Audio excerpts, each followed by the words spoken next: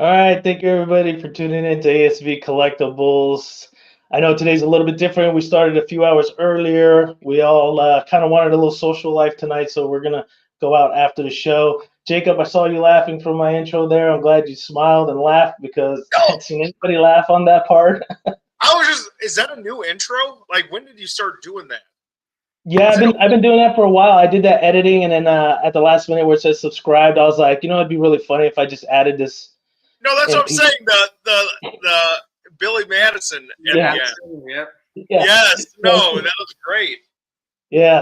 I love that scene in Billy Madison. So I was like, man, I'm just gonna put the voiceover on it, and I thought it was gonna be really cool. But yeah, thanks everybody for tuning in a little bit earlier for us. Juan Ortega, thanks for always joining. We got an interesting show. I know I've been holding this for a while. It's like every weekend something comes up, and I can never unbox these two pieces. So today will be the custom Logan and the Sideshow OG Deadpool X-Force. I've been wanting to display that X-Force for quite some time, and every time I see it in a box, I get I get anxious. I want to get it in my display. And for everybody looking right now, I'm in a different area. I'm still at home. I'm going to relocate all my stuff, my shelving, my statues. I'm going to redo all of it. This room has a taller ceiling, so I'll be able to have my 1/3 a little higher and have space for, the bigger quarter scales I've been getting, like the Red Hulk, that custom Green Hulk we did live last week. So just really want to set it up, make it look a little bit nicer. It's a little janky right now, especially all the electrical wirings everywhere. I just haven't really had much time. Work has been hectic, and I'll be out of town next week for work as well.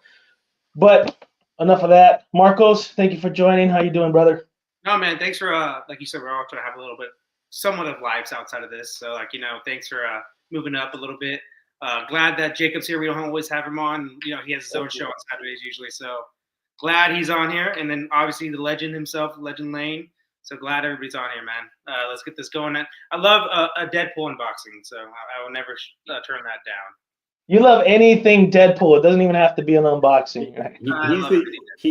That's the one character that Marcos is willing to go like life size for if the right one pops up at the right price. I don't know if you'd be able to. I was hoping he say he wants to buy that 22K Hulk from Beast Kingdom. Oh my gosh.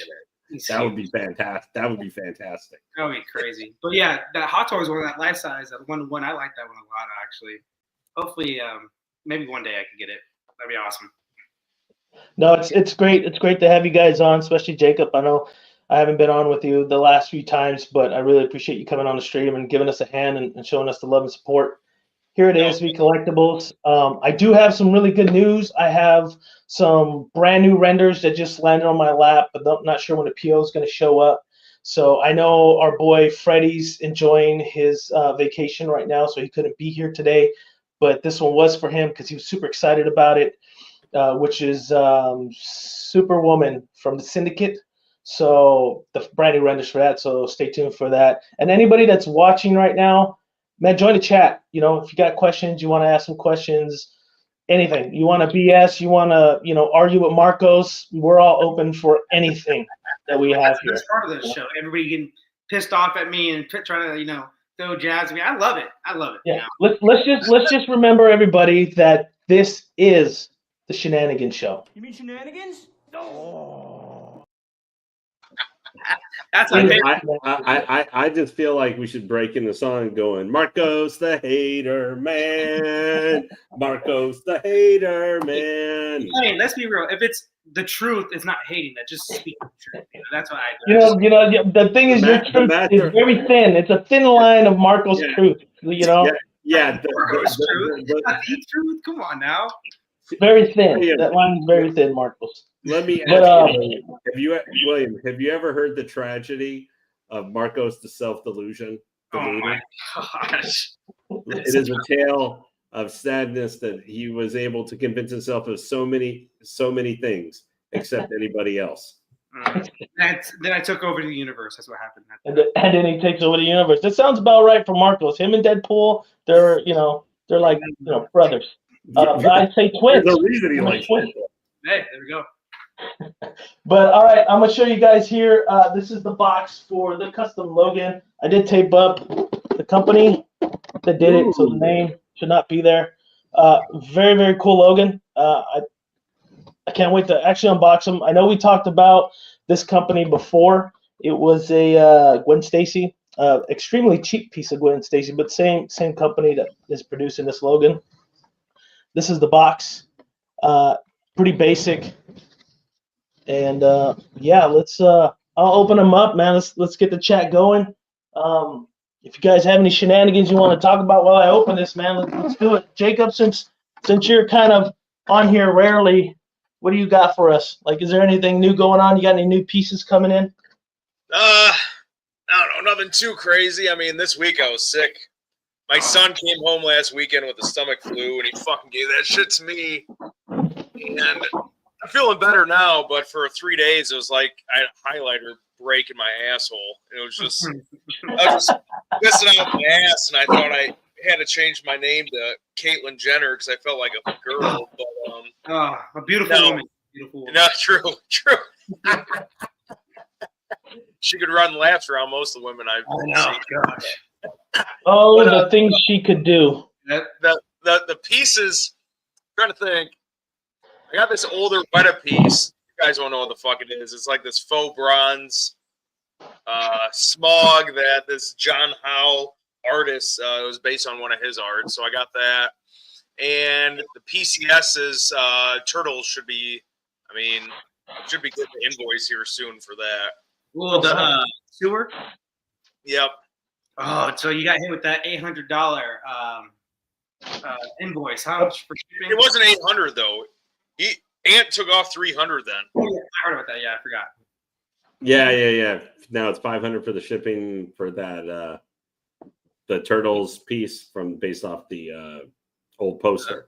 I know. I talked to because Freddie was getting that piece, and I actually let Freddie know, and he looked at that, and he had a reaction.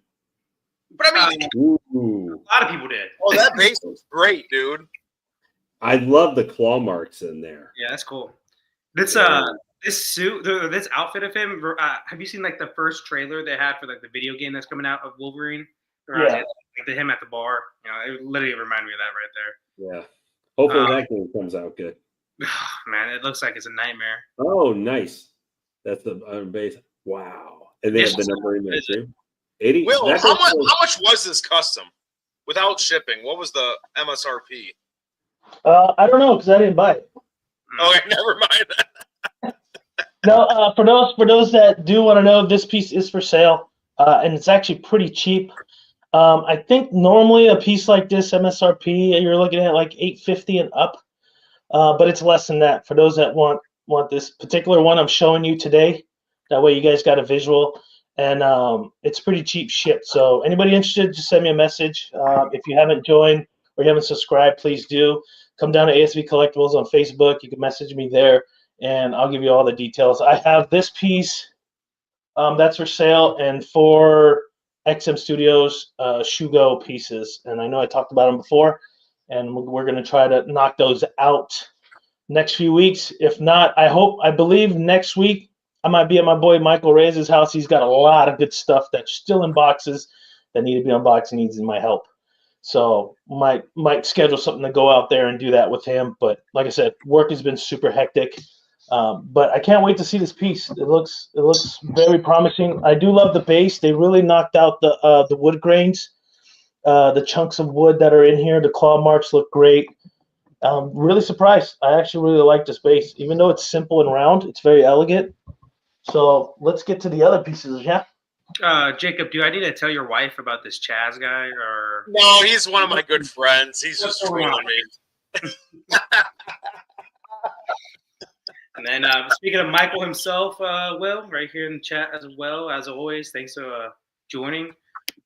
Big Dog Jimmy, thanks for joining too. I know you were with family right now this whole weekend, so get off the stream, dude, even though we enjoy your support. But hang with family first, man. Family first. Yeah, just shout out. Look, we got Jimmy in the mix here. Chaz Mixon's in the house. Thank you for joining. So yeah, let's keep the people going. We got 9 people watching, so thank you for tuning in. I did switch the light over a little bit. I wasn't sure if it's too bright. So when I bring the other pieces, let me know because I want to make sure I get the lighting perfect. Cool. Please. I got some glass here. I don't know if this warm light's better to look at. Or I can switch it over. Let me know. This cold light, 20%. That's better. Yeah. This one's better. That Okay. right there was 20%. Yeah. Yeah, I like that one too. So this is just pretty much pieces of glass on the base. Typical Logan, alcoholic. We'll just throw that on there like that. Kind of like me. No, I was gonna say the same thing. I mean, that's like half the people on this freaking show. Yeah, Well, I was gonna, except you guys don't have a healing factor where you. Yeah, Oh my God, Marcos, can you imagine if we had a healing factor for our liver? dude, first off, alcohol companies love us right now. They'll really love us. We'll be the spokespersons of those companies, you know? Just absolutely, our liver just is dying every day. Just like, oh, okay, here we go. Yep. I would just inject it into my veins with an IV. That's what I do. I always heard I don't know if it's true or not, but I heard like if you like dump like alcohol in the bottom part, it gets you drunk faster. I don't know if that's true. It is true because it bypasses your stomach where it goes to your liver. So, there's alcoholics that he and his wife put in his ass 3 shots of liquor, and he died from alcohol poisoning. It's 1,000 Ways to Die, wasn't it? Yeah, I think it was, Williams. Well, just imagine going to the doctor. Why is his ass wet? I thought he's dying of alcoholism. And be like, well, he stuck it in his ass, doctor. Like, I was like, well, that's an awkward conversation to have. But that was always one of those old wives' tales, like urban legends, where females would dip their tampons in vodka and stick it up there and then get drunk. So I did that too.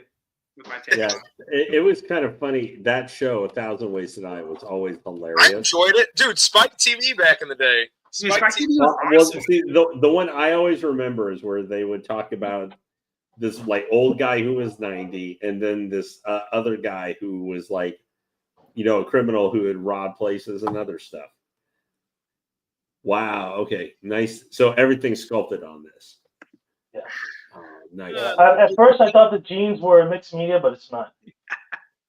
Wow. I like the cuts and like the tears and everything, man. That's cool. I love how Logan has the medium shirt too. Yeah. Super skin tight. I like that. But yeah, Cypher, sorry, you came in at a weird time. I'm not gonna lie. Yeah, Cypher, that was. We're talking about alcoholism, me and Jacob's next way to drink. That's all we're talking about. Yeah. And if they had a Logan healing factor, just they would be consumed. They would be just like with like 3, one of those big old wine jugs you would see or something with the triple X's, like in a Merry Melodies cartoon. They'd just be swinging it down. Oh, those boots look jeans. I think those jeans look great, and those boots. The boots look good. The texture on the jeans looks good. The paint on the jeans looks good. And they really, they got the kind of the ruffles and everything at the bottom and everything that you get with them. Like they're kind of rolling up a little bit. Perfect.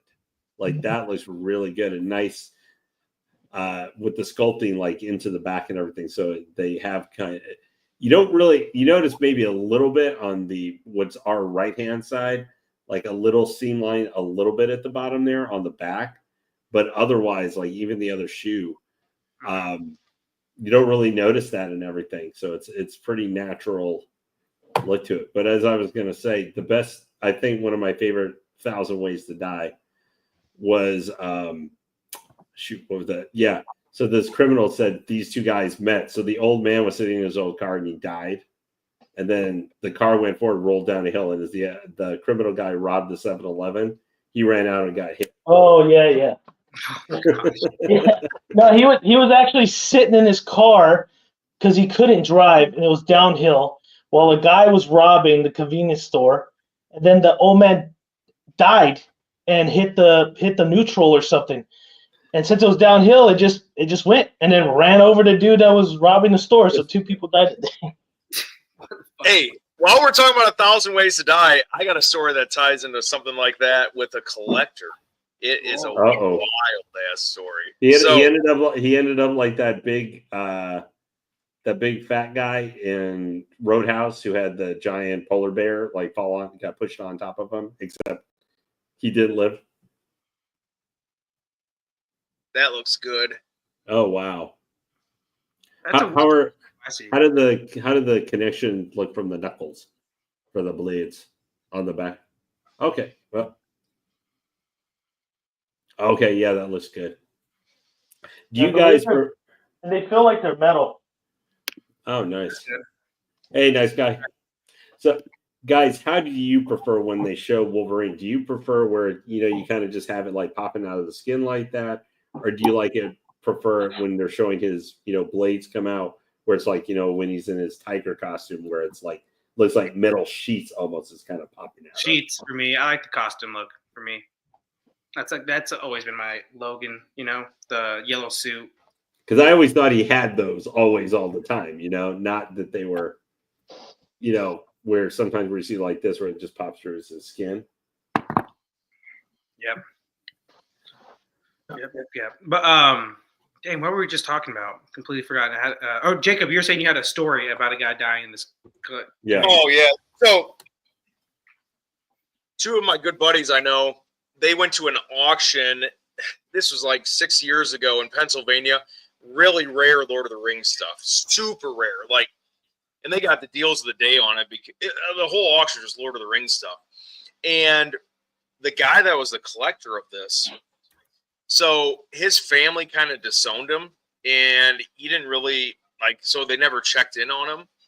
But when somebody finally went to his house, he had been dead on the toilet for 6 months, and he stuck a dildo up his butt, but it went up too far, and he punctured his internal organs, and he literally liquefied in the summer heat in that house. And these two guys, when they bought this stuff, they had the boxes in this guy's attic, and they had to go there. They said it was like a crime scene. They said this whole place, they saw where the dude died. They said it was the most messed up thing they ever saw. Oh my gosh. What do you think about the hair right there? Like the hair on the arms look. I don't like that looks like someone took a knife and just started cutting or something, or took a spray can. Up close it looks a little dirty. It just looks like dirty skin. It does look a little bit like dirty skin. It's not bad. I think they shouldn't have done it up against the veins like that, because it really, if you look at the veins real close, it looks like a map of Utah or something. It doesn't. The Great Lakes right there, right? Shit. But it's not bad if you're gonna display it from far. But if you're, obviously it's a review. We're looking at it up close. We want to see the details and stuff. So it's not terrible. It's not a deal breaker. I think it looks good when it's a 4. I like the veins. They did a lot of good amount of veins. We know Wolverine, it's very musculature, and he's got the striations in the veins. But it's like they missed on some of the hair. They have some of the hair missing on some spots, and it doesn't look uniform. And but again, for the price you said. What's that? Yeah, for the price, you really can't beat it for the price, honestly. It did come with 2 portraits. I thought it was just 1, but it came with 2 portraits. So we'll take a look at it and go from there. The anatomy looks good on this piece, though. It looks like he's like a Hugh Jackman Wolverine height, though. He's not comic accurate, at least like in the movie. Yeah, I got a tape measure somewhere laying around here, and I'll get a measurement of this thing. No, I threw it somewhere around here. It is funny, though, how people think Wolverine's a tall character now because of Hugh Jackman. There he is right there. Like the cowboy hat. How's that cigar in there, though? Yeah. It's sculpted in. It looks weird around the lips, or is that just how the lighting is right now? It might be how the lighting is, but that's... Nah, maybe it is. I'm not loving how the cigar looks in the mouth. Something feels off with it a little bit with the sculpting. The paint job on the hat's good, though. Oh, that looks great. Yeah. Yeah, it looks nice and worn. Mm-hmm. That and the boots have been, for me, some of the best parts in the anatomy on the piece. Portrait looks good. That looks like Wolverine. The cigar, though, does it a little off. It looks like it. I know it's sculpted in. I think it's just the paint around it because it looks like it's not its lips. It looks like it's just part of the skin. Well, I mean, I like the it's stance. very challenging.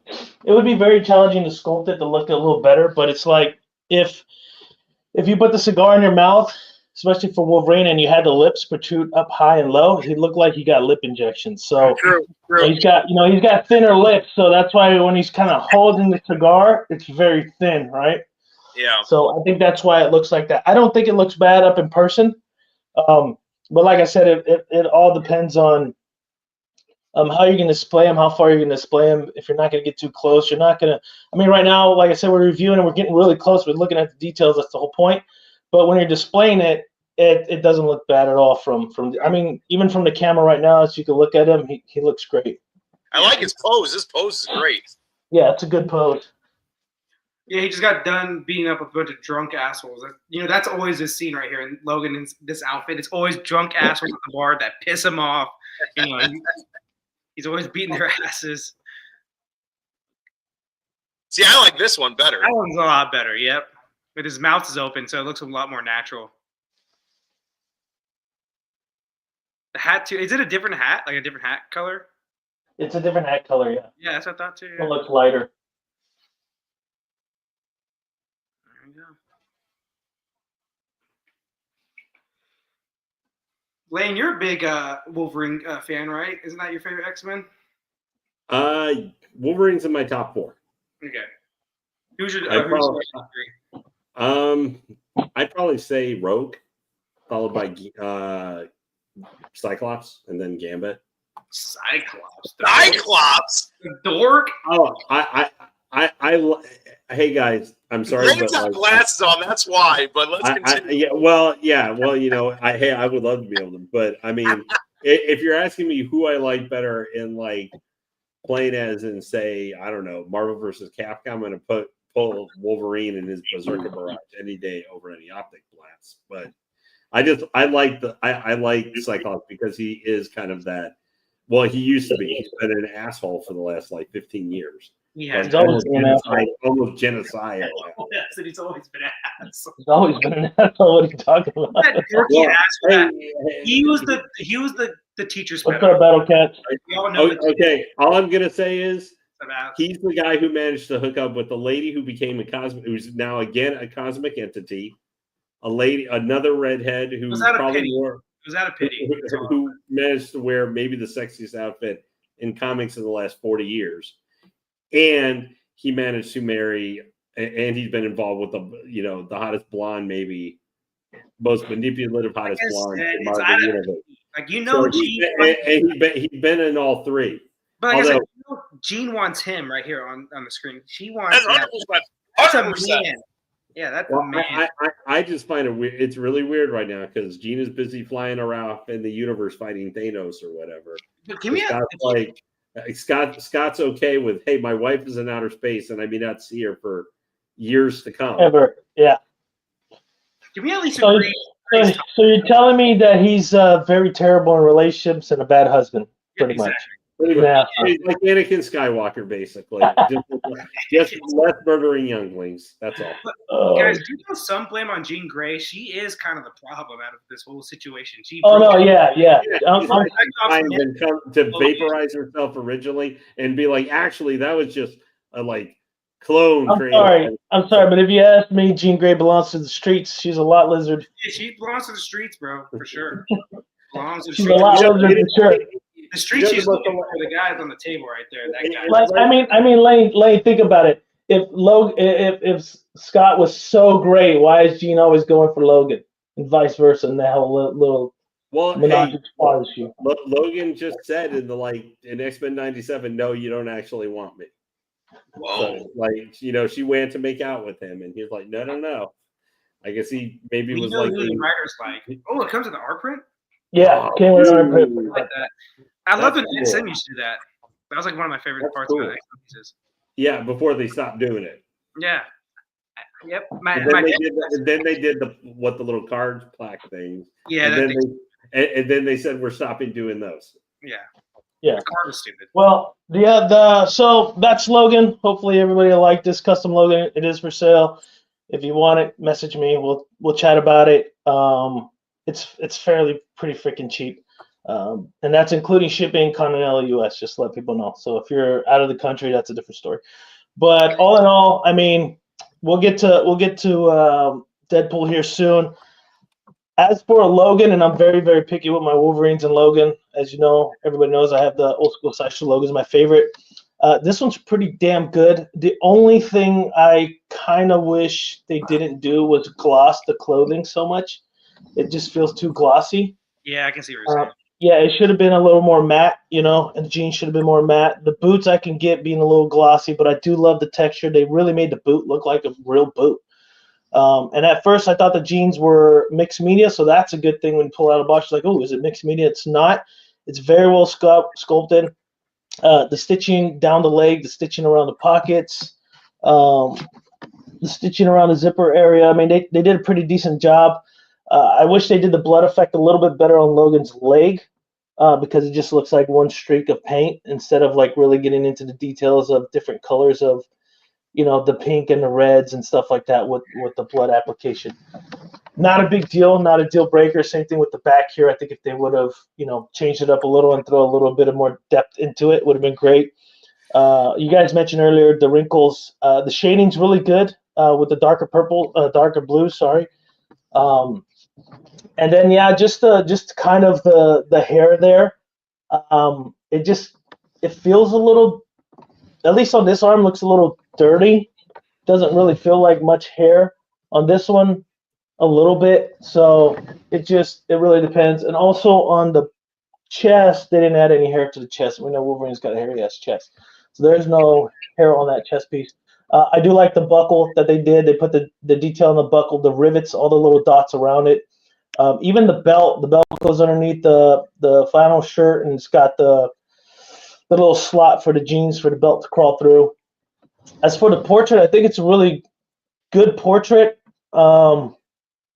I can't really find any issue I could tell for the portrait. Maybe the eyes seem a little too close to the bridge of the nose, maybe further apart, but that's just very minute. And the details on the hat, man, the details on the hat look really good. I think that's probably what they knocked out the best.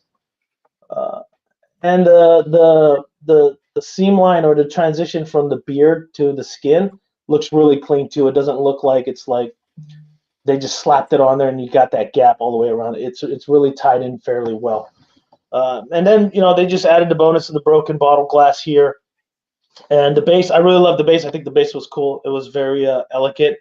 I like the textures on the floor, the Wolverine's claws. Just curious who he's fighting against.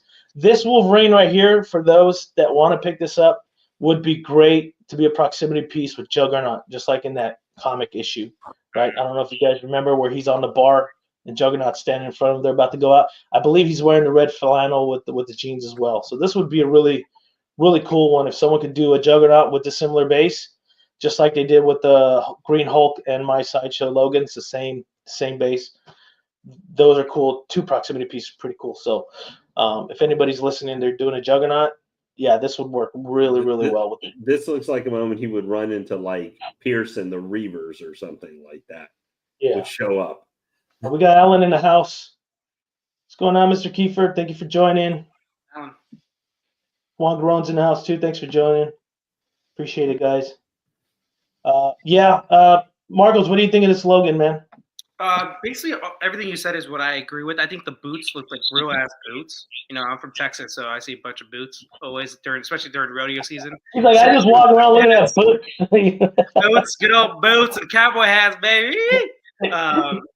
I think the pants, like you said, it looks like real pants, kind of, especially from right here. The flannel definitely looks like it has some what's called Coming to America soul glow on it. It looks a little too shiny, like you said. The hat looked good. The portraits look good. Outside of the first portrait you had, like with the lip area, it's tough to do though. I know, like you said. Yeah. But the second one looked fine, like with the more teeth showing. Like the teeth, like the. Which is this one right here. He's kind of grinning. He's kind of biting down. His mouth's kind of more open and everything. I like that one a lot. Simple pose, but good. It's all you needed with this piece. You don't need anything crazy. Maybe on the base to add a little bit more story, have like a couple little fingers on there. He just chopped up some fucking drunk dude's fingers or something. But maybe Like Scott Summers' visor right there on the floor for being a cheater. Maybe like I was going to say just blood on the base too. Yeah. You stole what I was going to say, motherfucker. You one up me with the fingers, but give me other fingers. But no, yeah, it needs blood on the base. Like Logan has blood all fucking over him. He needs some fucking blood on the base for sure. Exactly. And then like maybe a full hand with like the middle finger sticking up. You know, like a guy's like flicking him off and gets the shit off. That'd be cool. Add a little story to it. But overall, it's like if this is a Wolverine, like that outfit, because like the flannel outfit, like I said at the beginning. It's like that move, the game scene in the first trailer. He's at the bar, basically someone pissed him off. Typical Logan, anything to piss him off. Say, Jean Grey's for the streets, he gets pissed. It's just what it is. It's a good solid piece though for this look, and it's not going to take up a lot of real estate. It's about 12 inches in diameter for the base.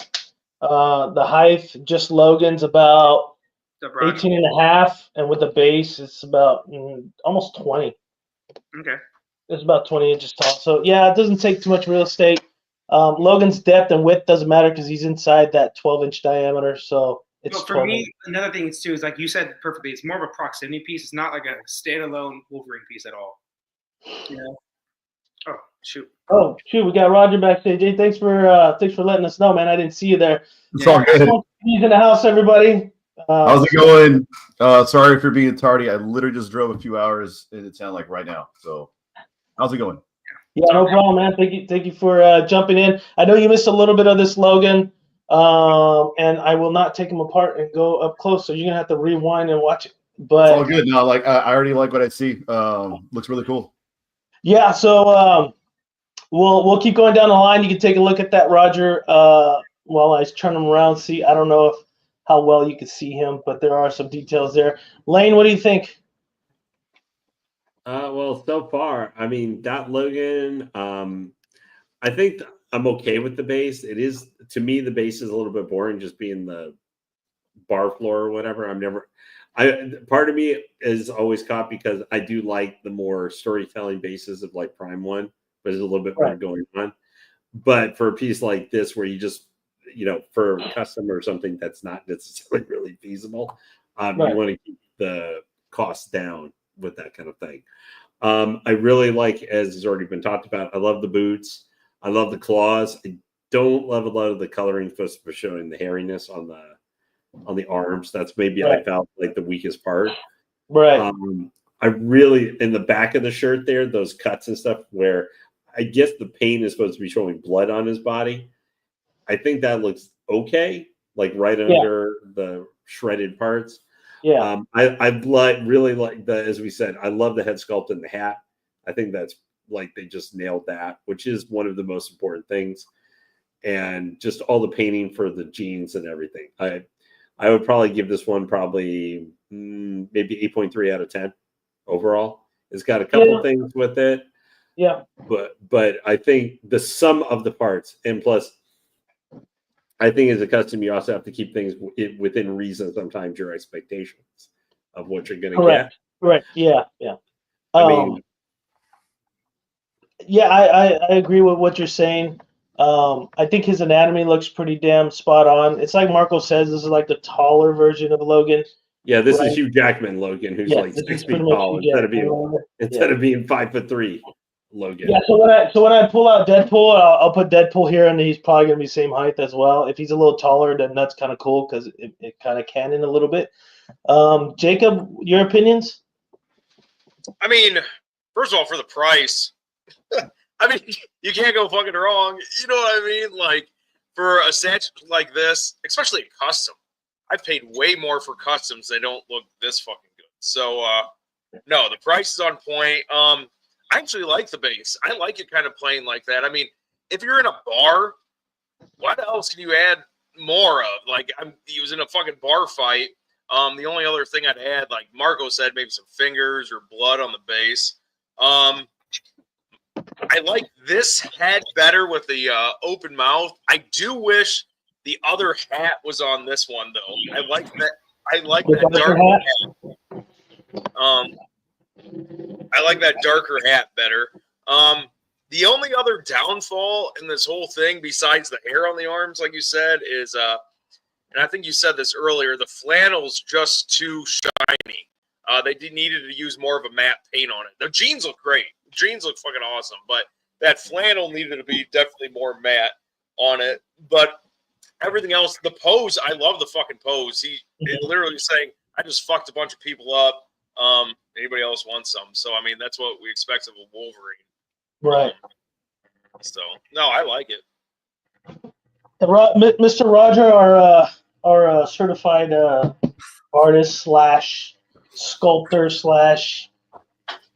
CG gaming expert / I'm just gonna keep sucking ass here. Let me think of some more. How hard are you right now, Roger, from all that dick sucking? God damn, dude.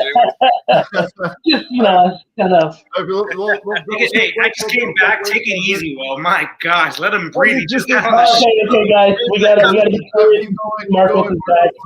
Oh my God, dude, I know he's got some good hair. Like, bro, Will, it's fine. He's attractive. I mean, like, literally, there's 3 out of 2 here that are jealous of you guys' hair right now. Okay, so just zip it.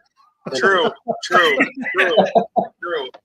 Well, I know you just jumped in, Roger. Man, what do you think of this slogan? Based off what you can see. So I've seen this one before, and I call him the Texarine because it's like, and I'm from Texas. And I see him. He's a total Texan.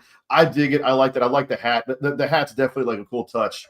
I like the pose. The pose it's simple enough. But yet it's museum, but it's not like Bowen Museum. Not that there's anything wrong with Bowens and stuff like that, but it's still got a little bit more flair, a little bit more character to it, with having a little bit more of a forward lean and his arm out and stuff, and the claws.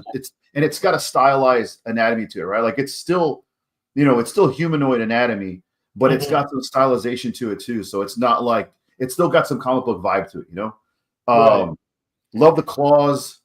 Yeah, everybody was spot on. Like the denim is like killer. It's damn good. It looks great. Again, though, I think for the sake of the shirt, I for sure would have gone with the matte. It's a little too gloss, too shiny, but the fact that they wanted to have blood on the shirt would have compelled me to put a different pattern or a different color on the shirt, period. Yeah. Having a red shirt and then try to show red blood as well, too. Unless the shirt, we're just saying the shirt's completely doused in blood, which it's not. No. It's actually a flat shirt. So maybe going with a different pattern or a different colored shirt, just for the sake of making the blood really pop, and then have only the blood have the gloss, right, on the shirt with that, and then maybe have that pop a little bit more. I know it's like it's a nitpick design choice, but it's something that I think would have helped the blood really stand out and given it some contrast, right, to see exactly how much of a scrap and how much, residuals of that scrap he's got on his shirt. I didn't get to see the skin too much and all that stuff from right here. It looks serviceable and looks cool. And I didn't see a lot of the details on the head and all that too. But from what I saw and from the way this model's designed, I think the details are on the same par. Like sometimes I see heads that have a lot more detail than the kind of the other areas of the anatomy or the shirt, or let's say the uniform look a little bit less. All this has a good level of continuity. The base, I'm okay with the base being what it is. I like having a smaller footprint for my pieces, at least just so I can display more. I do like storytelling. The only thing, I don't know, I know this is another nitpick. The only thing I would have added is probably maybe make the planks a little uneven. I know it's base, it's like super like, I don't know, it's very nitpicky, but it's just for the sake of making it look a little bit less like just plank. Well, it is uneven. Okay, I just can't see. Yeah, it's very hard to tell, but you can see some plank offset from others. Yeah, okay, cool. That's literally all I was gonna ask for. Okay, cool. All right, yeah. Yeah, no, it is. And right when you said it, I started looking at it, and I'm like, yeah, that one's a little offset. That one's offset. The side to side one's a little taller than the other one. So it's got a Texas Roadhouse kind of vibe, Yeah. Just need Kevin Bacon here. Maybe it was like, maybe he got in a fight with Kevin. It's trying to. Okay, that's Patrick Swayze. Patrick Swayze. Footloose? Footloose, wasn't that Kevin Bacon? I said Texas Roadhouse, so I thought Roadhouse, Oh, yeah, that's Patrick Swayze. Yeah, Roadhouse. You're right. I was thinking Footloose. No. Like I said, other than that, I think it's cool. I didn't hear what the price line was, so I don't know if you stated that. I don't know what the retail was, honestly. I think it might have been like $8.59, something like that.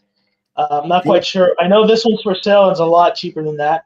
So it's a really good deal. And that's cheaper shipped, not non-shipped. So it is shipped. So for those that like this piece, I think it's a great piece. Like Jacob said, for the price, you can't really beat it. You got 2 portraits. The claws are made out of metal, and it's only a foot diameter, so it won't take up much space. So that's why I'm gonna pull out the Sideshow OG X-Force Deadpool, and I'll put them right next to it. So because there's enough room to put both of them on there, and I think it'd be pretty cool to have them both, together, in homage of Deadpool and Wolverine. So that'd be kind of cool to have. The real Weapon X Deadpool, right? The real one. Hold on a second, Marcos. What's This one's for you. You fucking crazy, man. You sound insane. Do you realize that? You should be medicated. Okay, he's not the real Weapon X. Okay, Deadpool's not the real Weapon X. Stop it. That little video thing right there, that has been used maybe 10 times on the show so far. It's 9 out of 10 times it's been used for me. So I used it for Lane one time. yes. And it's earned. It's earned every single time. Every single time. Marcos definitely earns that every single time. See, you guys are saying I'm a hater, but like I said earlier, I'm not hating if I'm right. It's the truth. He's like literally living clickbait. Don't. Yeah. Marcos is literally living clickbait. Don't take the bait. Marcos would be so many. Just some of the arguments I have had about LeBron along with Freddie. Like if William had gone back and did short clips, and he could probably add, just say I'm an NBA legacy / statue channel, and you could just use those clickbaits and stuff. I think our first show we did, we talked maybe Jordan, LeBron probably for 30 minutes. I'm not even joking. Like overall, it was crazy. It progressed to being something it shouldn't have been, but we are about the shenanigans, so it flies. And you're about to show a character who literally his existence is shenanigans. And that's my guy right here. That's my guy. Yep. I have this. I have the same piece too. I got the original one, the red and black one. Yeah. I like the bullets on the base. I was really like, nice. That's really cool that they did that back. And it's an older piece too, so they so weren't that. Is that an older Sideshow? Mm-hmm. Yeah, 2013. I think. Okay. Oh, so it's a little ways back there. G from them. Yep. I got mine. I'm pretty sure I got mine in 2012, 2013. I don't know how long they waited before they released the X-Force one though. It wasn't too soon after. I think. I don't know. Might have been. I'm not sure. But yeah, it's an older piece. When statues were what, 350 basically at that Maybe point. not even that much back then. I might have paid $4. Yeah, they were. Yeah, they were back then. They were. I can look it up right now, but yeah, that's what it was. Premium formats, I think, were between 300 and 400 range. Yeah. Where now we're going, hey, thank God that one is 750. I know. Yeah. That rogue that just went up. We talk about it all the time on Godlike Statues. Like, oh man, a third scale, that's 1,800. That's a pretty good price, man. Like, and then you think about it, like that's not. Not. Obviously. That's not at all a good price. No, it's not. Like, now it is kind of for a third scale because everything else. Like the fact that we can rejoice that a 1/4 scale is going to be under $1,000 at some point. You know what I mean? Like we're going there. Yeah. Yeah. Well, we're seeing pieces in the 900s. Nice. But yeah. Oh, I didn't know just lost finish on that. That's pretty good. Yeah. He's not an X-Men though. What are they doing? He's not an X-Men. All the X-Men X-Force pieces. Well, remember it was an X-Force. It was an X-Men piece at the time, right? So all of them they released all had that same base. Like they did a Jean Grey, they did a Cyclops, number 2, Rogue. Oh wow! Yeah. Wow. Second. Number 2 out of 50. Well, but I like how they just scribbled it on there. Yeah. Well, is this your statue or someone else's? No, this is mine. I actually picked it up from a local seller. He was in. Shout outs to him if he's watching. He posted it. I'll tell you what, I got it below retail. So whatever retail was originally, this is what I paid. I paid below it. That might have been a sign right there. My You're right back. is too. and I don't have an X-Force Deadpool. Maybe I'll hit you up in the future about it. My gosh. You know what the funny thing is? I didn't know the ES number on it, and I just did an inspection when I picked it up from him, and I looked. I was like, I'll take it. It's like I didn't care if his fucking body was split in half. I was like, I'll take it. Mm-hmm. I know because I've been looking at one eBay auction for the purple suit Catwoman premium format that came outside as the black suit back in about 2018. Because a seller right now there, it's a shop in like Ohio, selling that for on sale price like $411 and like $15 shipping or something. Mm-hmm. And it doesn't have the best facial sculpt, but it's an actual. It doesn't have a production number. It was actually like a production sample piece. Nice. I'm going to look up these pieces though, Roger. You said they did like a Jean Grey X-Force Cyclops. Yeah, they did it. Well, they did a Jean Grey. They did a Rogue at this time around the same time, and they all had that same base. Mm-hmm. There was. Yeah. They did an actual custom Rogue portrait for that particular Rogue that looked really good. Yeah, and she's just like it's more stylized, and she's standing like in an A pose, kind of like museum pose, and she has her fist out and stuff. Oh wow! Yeah, I love that color combination there. That's awesome. And the cool thing is, those pouches are premium, are mixed media. Yeah, everything here is mixed media. That's cool. The knife, all that stuff. Like touch the knife and the straps. Look how they move. Yeah, so it's all. I know there are a lot of people who aren't. I put mine over here. I got it over here in the corner. That's the red and black one back over there. I just thought I'd get him poking out over there. It has the bullets on the base, correct, Roger? The red one. It has them around the base. Yeah, I don't know if you can see them. Yeah. I like that. Like they did that because back in the day, that was actually innovative. Like they, back in the day, it was kind of space. That was all it is. Right. Look at that. That's a mercenary ass right there. Right there. Oh yeah, right there. Look at that. That's better than that. What was that piece? The black cat you did. Remember that? That was overly proportional on the yeah, that custom black cat. Questionable. We'll say questionable. Yeah. Hey, that was BBL black cat. That's what that was. Yeah, you know what? You're right. By the way, I just checked right now. This piece was $349 when it came out. Guys, this piece might be for me, man. I've called out like 6 different things now. This is my favorite character. I do need an X-Force Deadpool. I really do. Hey, Lane, did you say that one Sideshow piece was unnumbered? Could that just be an artist proof or not? I think it said production sample, if I remember. Hold on. Okay, again, it did. I'm seeing if I can find. Yeah, but it didn't have a numbering to it. It was either an artist proof or something like that. Because I know some of those Sideshow pieces, like sometimes there's more artist proofs than there are the actual edition size. I know they did that for like the old Belrog from Lord of the Rings, and I don't know if those were numbered, or I don't know if they said AP on them for artist proof back then, or they just left them unnumbered. I don't really remember.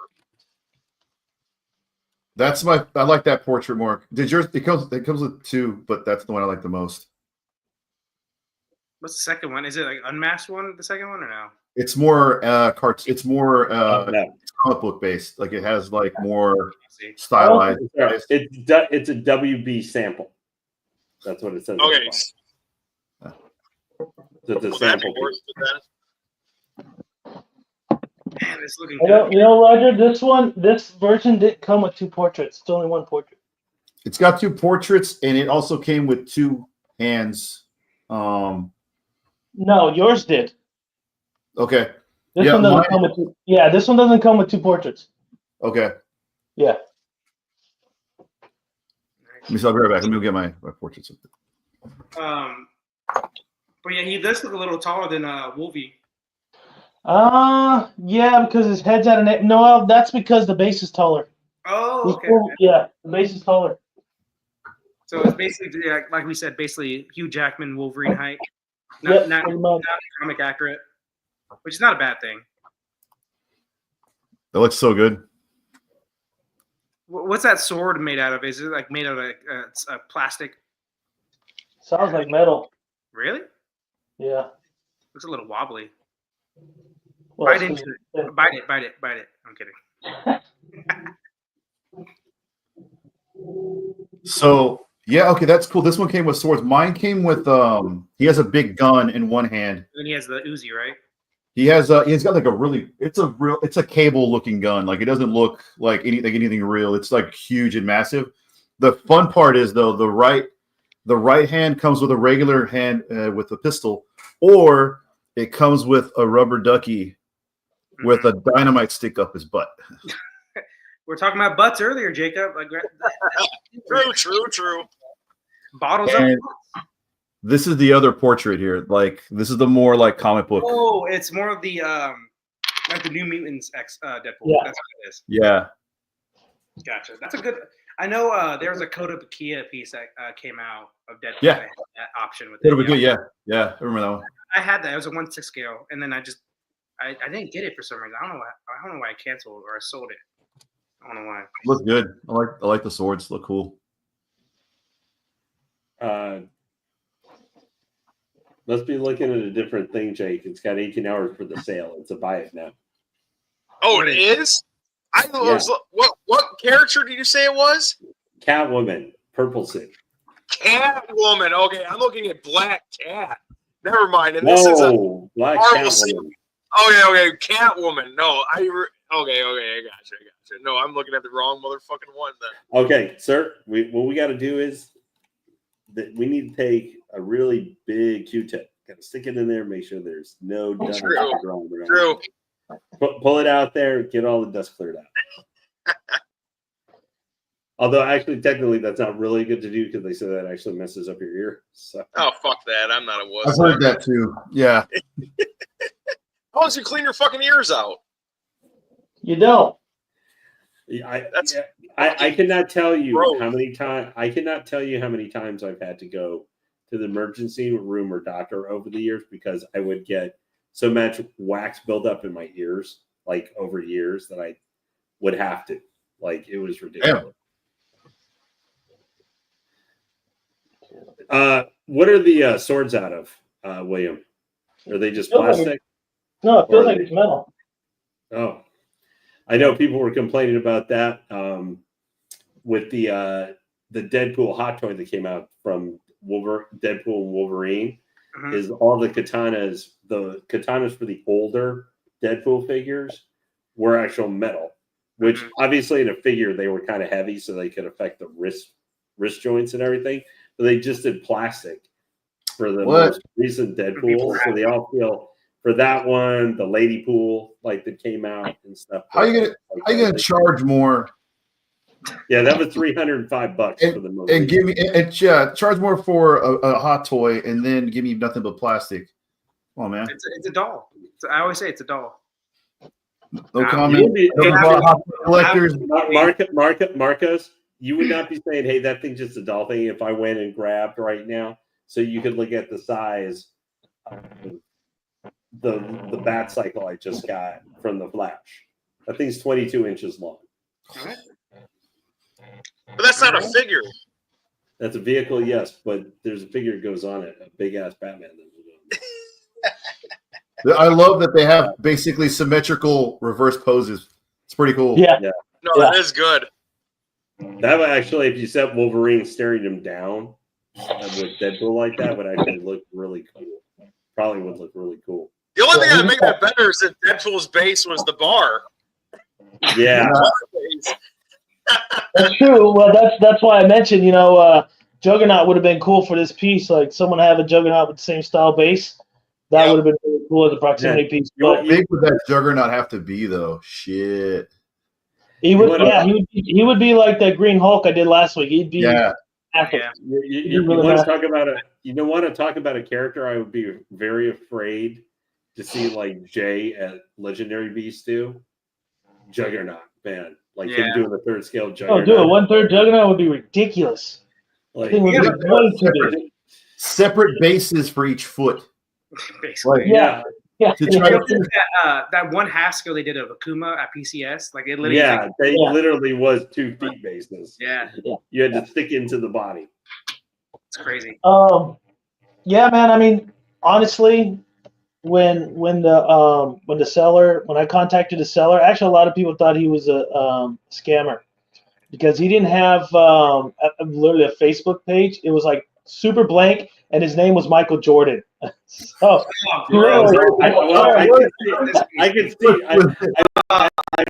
I might say that might be a little too obvious to be a scammer. If you don't have but and everybody's like scammer. But this seller's like, it's a local pickup. And when I went to go pick it up, I was like, okay, this guy's legit. He's got a lot of pieces that he was selling. I think I had a video of it. He had some Shoga stuff. He had a good amount of things for sale. I might have posted it. And did you share your location just in case? No. Just in case you show up and he asks you, like, hey, can you help me get this couch in the back of this van? You know? Yeah. No. Hey, he just bought his house because it was really empty, but I didn't see no van. There you go. There you go. And when I looked at him, I'm like, dude, you're not Michael Jordan, bro. Like, so. Wait a minute. But so the owner of this Logan is the same thing, right? He's got a Facebook page, nothing's on it. It just has his name, and his profile is a picture of a girl or like a cartoon character, female. And he literally lives like 5 minutes from my job. So I was like, I'm a risk taker. I'm just going to go over there and meet this guy. So I went, and he was a pretty cool dude. And ever since, I've been selling most of the stuff. He's been hooking me up with some statues at really decent prices. So I'm like, cool, you know. So it's not all the time, you know, someone's a scammer, but they say local pickup. I don't think you got to worry about it too much, you know. Unless there's a gun involved and you're on the ground, you know. So at that point, unless he asks you to get the couch into the back of the van, and then the next thing you know, you end up in a whale, and you put those again. You know, as long as he had a puppy and some candy in there, I'm down. So whatever. I've fallen that trick many times, and you're not the only one. Yeah, we can tell. We can tell based off some of your opinions. Oh, yeah. Happened to him growing up. You guys don't bring a gun with you to these pickups? Like, if you have a local pickup like that, you guys don't bring a gun with you or anything? I'm a Texan. I haven't done it yet, but I will if I ever do. So. No, not here. And let me tell you, I don't work in the best areas in the world, right? I work in Stockton, California, but never had to worry about it. I just roll up and I'm like, "What's up, dog? Yeah, so what you got? All right, let's look at the box." And then I kind of like, you know, just kind of hand it to him like this. Will's line. He's more like, "Hey, what's up, dog?" You know, like, you said 600, but now you're asking 1,000. I'll give you 1,000 though. You know, so we'll get shit done in Stockton. There's no doubt. Oh shit! No. I've been to Stockton. It is not a nice place. Yeah, you've been to. So you know what I'm talking about. You've been to Stockton. It's the murder capital almost every other year in America. So yeah. More than Detroit? No, yeah. For Stockton, just like the per capita, you know, like the amount of people in it is like almost every 3 years is a murder capital. The U.S. Like sometimes they beat out by New Orleans, Detroit, Milwaukee's up there always too. You know, but yeah, Stockton is not a fun place. Will's getting shook down for sure. There's no doubt. I know what Will says. I'm a Jordan fan. Okay, good, man. Yeah. Around here, can't be talking about LeBron like you do. I know, especially if you want to be taken serious, right? So yeah. I just try to smile a lot when I'm there. They're like, "What's wrong with this guy?" Just like, Jesus help me. But for this sideshow Deadpool, I've wanted ever since I've seen it. I love X-Force. I read most of the X-Force stuff. It's freaking great. Different artists, different eras. The things change, but I absolutely love this piece since I first laid eyes on it. I finally got my hands on it. I know a lot of people don't like the mixed media. Some of the mixed media do fall off with time because of the glue and things, but it's mixed media. So just glue it back on. Don't worry about it. The detail on the suit, how it squeezes his body and it gives you all the ripple effects. They did a really great job on the paint. If this was 2013, like we were talking about over 10 years ago, and I know paint's evolved, sculpting's evolved, but this was like, to me, ahead of its time. Even the red one with the little rubber ducky and everything, it's like ahead of its time for Sideshow. The only caveat for this piece, I'm still going to give it a 10 out of 10 because I absolutely love it, is something's up with the peg. His foot doesn't touch the bottom on it. The right foot won't touch the ground. So I might have to heat that up, or I can leave it. Not a big deal. The stitching around the clothing's really good. They actually implemented a lot of different stitching. And I know a lot of people might not agree with this, probably not Marcos, but I love this version of Deadpool. I loved it. Like this serious look, Yeah. Like the way his face is, his mask. I don't like goofy Deadpool. I don't like any statues where he's like acting goofy, his tongue out, something stupid. I think some of the pieces that have come out where he's like on the little unicorn or on the Vespa, they're really good concepts. But this is the one I like. I just like this. My favorite Deadpool pretty much is when he kills the Marvelverse. Like when he kills all, like that's my favorite. Like the goofiness. I like it too. You like Merc with the mouth. That's what you like. Like you know, like all that stupidness and Goofy goes out the door and he's like serious and he's like ready to take everybody out and breaks the fourth wall and then starts killing the writers. He but honestly is the most unstoppable character in comics, like because he can literally break the fourth wall in multiple ways. Right. Well, not only him, but Gwenpool. Gwenpool is the same thing. She's from the fourth wall, so she comes into the comics. So she's like OP like crazy, which is pretty cool. If you guys haven't read Gwenpool, I suggest read hers. Her stuff is good too. I wouldn't mind collecting a Gwenpool. She's not like one of my top to collect, but if I can get a good version of her like this, a little bit, I would probably want to pick her up. I think she's an awesome character too. But everything about this, I love. You know, it's not mixed media down by his boots, but the belt straps and stuff, they went all out. And I don't know if there was a window there where they stopped going all out and Sideshow was like going downhill, but this was one of their peaks. You know, I talk about XM Studios also with Red Hulk, you know, Phoenix, Magic. They were at their peak, and then somewhere in the middle, they kind of dived a little bit. The quality wasn't as good as it used to be. That's what happened. So, you know what I mean? So I'm not sure if you guys have noticed that or felt that in terms of some licensed pieces, but this to me is a 10 out of 10 Deadpool. I know people don't agree with me, which is okay. We don't agree with Marcos on most of the stuff. That's okay too. But I absolutely love this piece. What do you think, Marcos? And you're the big Deadpool guy. You know Deadpool more than probably I do. Yeah. I love the Deadpool X-Force run, man. Especially like the one scene I'm thinking about in the comics is like it's when Phantom X like kills the kid. I forgot which kid. I haven't read in a long time. And like he's talking to Logan. Logan's like, "Look, we got to do things for the greater good." And you know, Deadpool, he has a heart of gold. That's what he does. You know, he's like, "I kill people for money, but I don't kill kids." You know, blah blah blah. Yeah. You know, that's Deadpool. Like he's kind of like Bane. They're evil to an extent, but they have rules. You know, I always love that about Deadpool. Right. I love, like Lane said it best too. Like when you pulled it out, like there's a pop of color, even though it's black and gray mainly. It's a pop of color, which I really like. I've looked at this piece online. I haven't like really looked at it, you know, with the unboxing and everything. I've always thought it was a good piece, but looking at it right now, man, like I love it. I love this piece. I love just X-Force Deadpool. I love X-Force Deadpool and then trainee X-Men Deadpool with little football, you know, jersey. Love that Deadpool too. But X-Force Deadpool, it just the red pops, man. The designer, whoever made him part of the X-Force, I forgot. Lane probably knows that more than me. Did a great job with the design of Deadpool. I love how he has the teleportation device on his chest. Many pieces have it. That's what I love about my custom Deadpool on Throne piece. He has that teleportation device, and I love in the comics. He said that he breaks the fourth wall. He's like. So it's like people keep telling me why I got rid of my teleportation device. He's like, well, it made everything too easy, so I make it harder on myself. You know, that's Deadpool. Right. Because like, him with the teleportation device is it's unfair. Obviously, you can't die. You can teleport place to place. It's just not fair. I love this piece. I wish it did have the bullets around it like Rogers does, the red and black one. Yeah. The back hunched. It reminds me of a lot of LBS pieces, which I'm not the biggest fan of. You know it gives me like the Flash vibe from LBS. Yeah. I'm not the biggest, but it works for this piece. I'm glad they used metal swords. That's awesome. I wish it had some switch outs, kind of like Rogers did. It doesn't have to be the rubber ducky, but it could be something else. But if you just get this piece just with the swords, it looks badass. Obviously, it's a badass Deadpool. It's not supposed to look goofy. I get it. X-Force Deadpool, I love it, man. Like it's black and white, whitish gray, and it's popping. Like the color is popping. Yeah, it pops really well. Yeah. But man, I love it. If I had to give a score, I didn't give a score to the last one either. Last one, I'll give probably a 8.3. I'm not gonna go too. I've talked about what I did. This one, I'll probably get a 9.4, which is a good score. Really good score for a Deadpool piece for me. I'm really critical on Deadpool, so 9.4 is a high piece. Like I said, it's number 2 on the bottom. Maybe I'd buy this from you one day. I don't know. We'll see. Remember we talked last week about pieces you would never let go? Yeah. That ain't going nowhere. Yeah, it's going to me.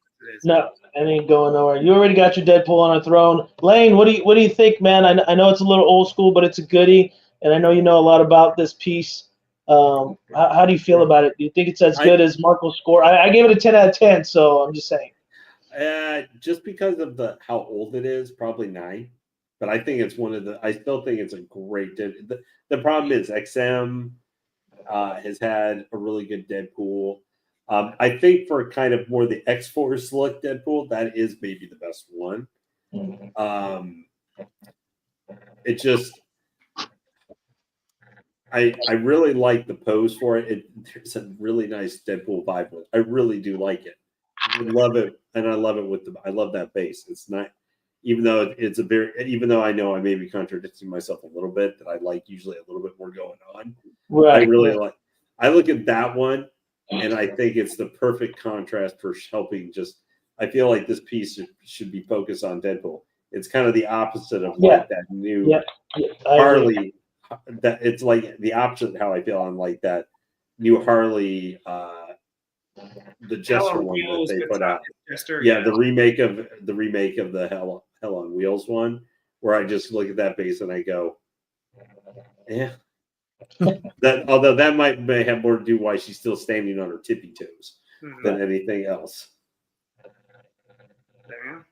But there's nothing wrong. I think that Deadpool, if you're looking for a piece, and even though it's an older premium format, you might be able to find them for pretty decent prices, because even older premium formats usually aren't super expensive these days, just with the statue market.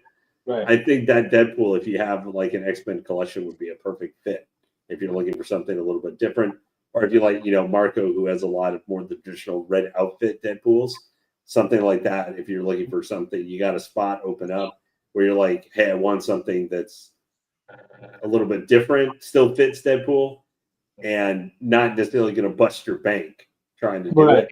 Yeah, that might be a great piece to keep your eye out for. But Lane, what we noticed with his score 9, Lane's the hater right now. That's what he is. We got a 10, we got 9.4 now, 9. Lane's the hater, not me. Well,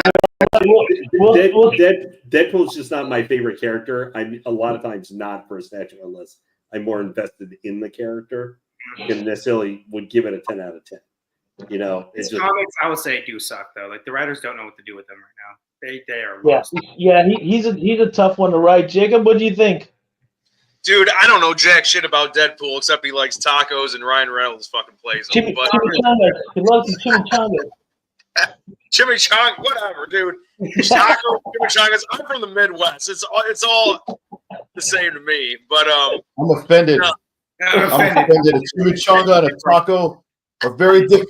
What do you guys up there, Jacob? I thought we were going to connect, man. I was like, I like this guy's collection. I feel like there's ways that we could really be friends here. And then you go and drop some shit like that. Dude, I'm sorry, dude. It is what it is.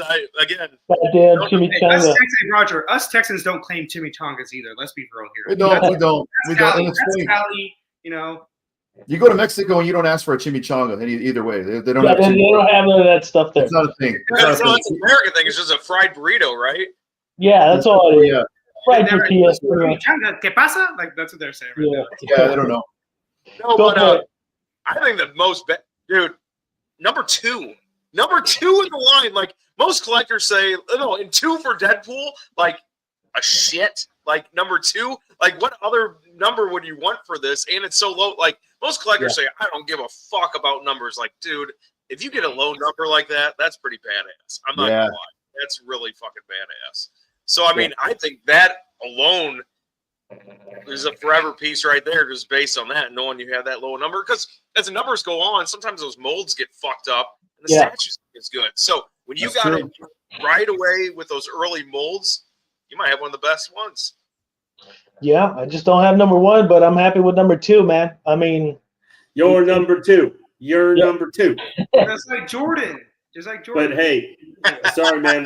Ricky Bobby would still go to you. If you're not first, you're last. Yeah.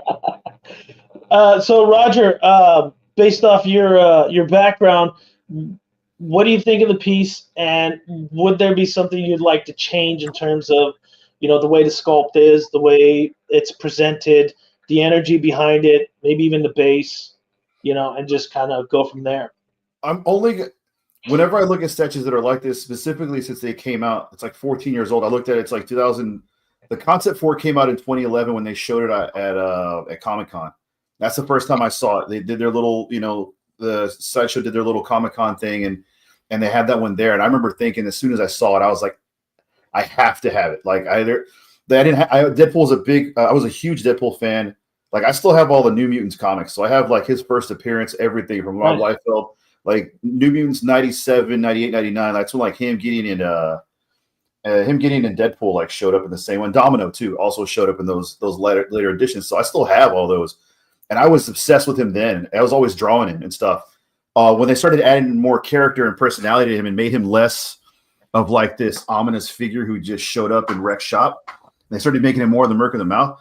Like there was no other statue out there. This was like the first one that came out that had presence to it. And even though it was like a museum pose, just his head cocked over to the side with a little bit of sass and attitude, saying like, it gives off the vibe like, come at me. Yeah. And I immediately gravitated to that. I thought that was so damn cool because at the time, there weren't a lot of dynamic pieces. There were some that looked pretty cool. There were some but nothing like this. And I was a big X-Men fan too. So I instantly had to have it, loved it. And I love that they gave the option because I'm also a fan of more of the serious type of Merc with the Mouth. I know it sounds weird, serious Merc with the Mouth, but not the full slapstick. Like since Ryan Reynolds kind of took it over as of recently, I feel like we've really gone ham. Well, it was before that too, man. So they were struggling with them for a long time before. So the one thing I do like about it is the fact that I had the option to have this version of the rubber ducky, right? Or I've got the serious one with the gun. So I basically am almost swapping out attitudes, which is a pretty cool thing to do. So I was a fan of that. And he has the color application. The color application on this one is very similar. Even though mine's red, the shading and like the ambient occlusion that they painted into all the crevices and stuff still has the same values. So even though it is essentially a figure with two colors, it still looks like it has a really nice dynamic paint job to it, which again, there's a lot of ways. We've seen customs.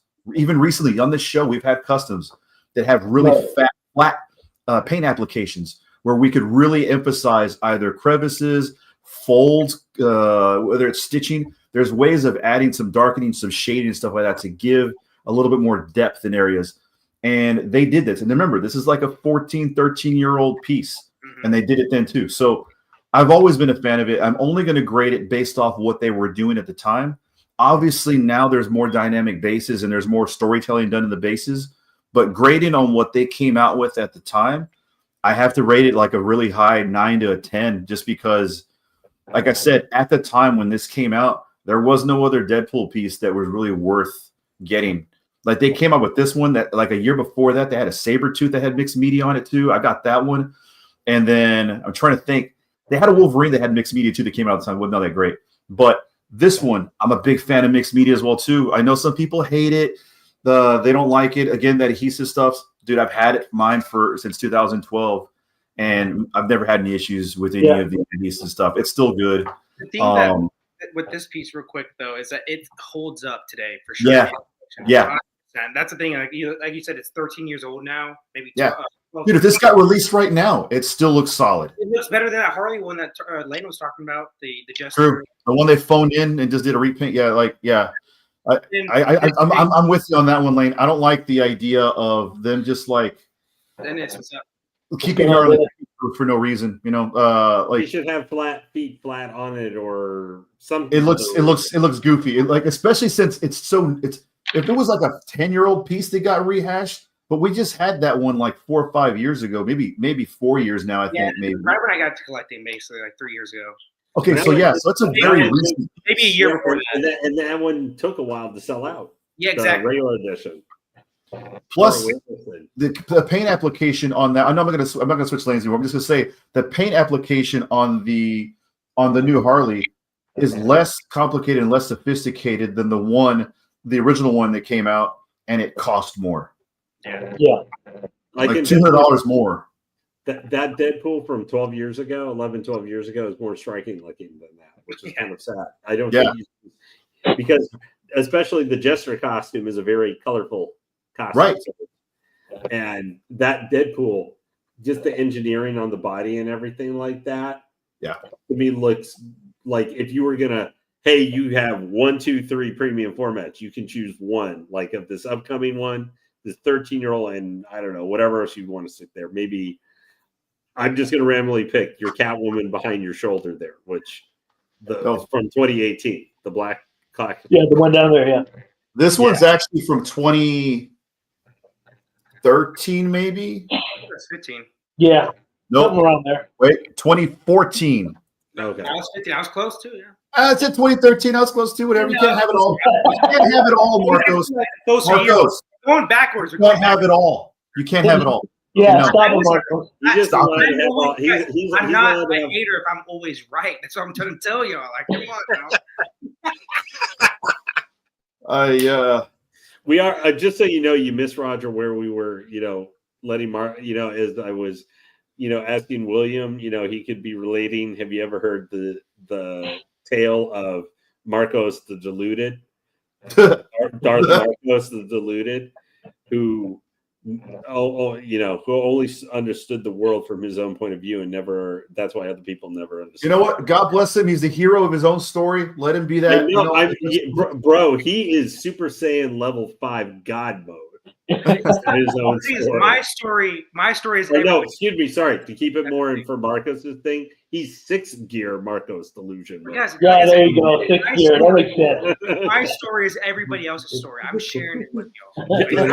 Yeah. We are. Yeah, except the subtitle. You're all player. Marcos is trying to be like the Scarlet Witch. He just wants to create his own world, and everybody's got to get sucked in with it. Is there a way to put subtitles below Marcos so we can just put hate? Yeah, that's what's really. Yeah, the grand president of delivering Haterade soda pop to your local grocery store. It's funny is I will actually say between the two you unboxed tonight, and this is leaving out not I'm usually a licensed person. That's pretty much what I buy. But I actually like the Deadpool more than the Wolverine. I think it actually looks better. Agreed. I always usually go for costume over civilian, even as much as I like the Wolverine civilian. I'm a whatever the hero costume is or action costume or whatever, unless it's like John Wick, because he's supposed to be wearing a suit as he murders 40. Yeah, I mean that is his superhero costume. As he murdered, he needs to make sure he has some, you saw there's some Kevlar in there and stuff. As he murders like 50 people. That's with a pencil. Why am I always in a new location? He's the man of 1,000 places. You got to be in a new location to stop.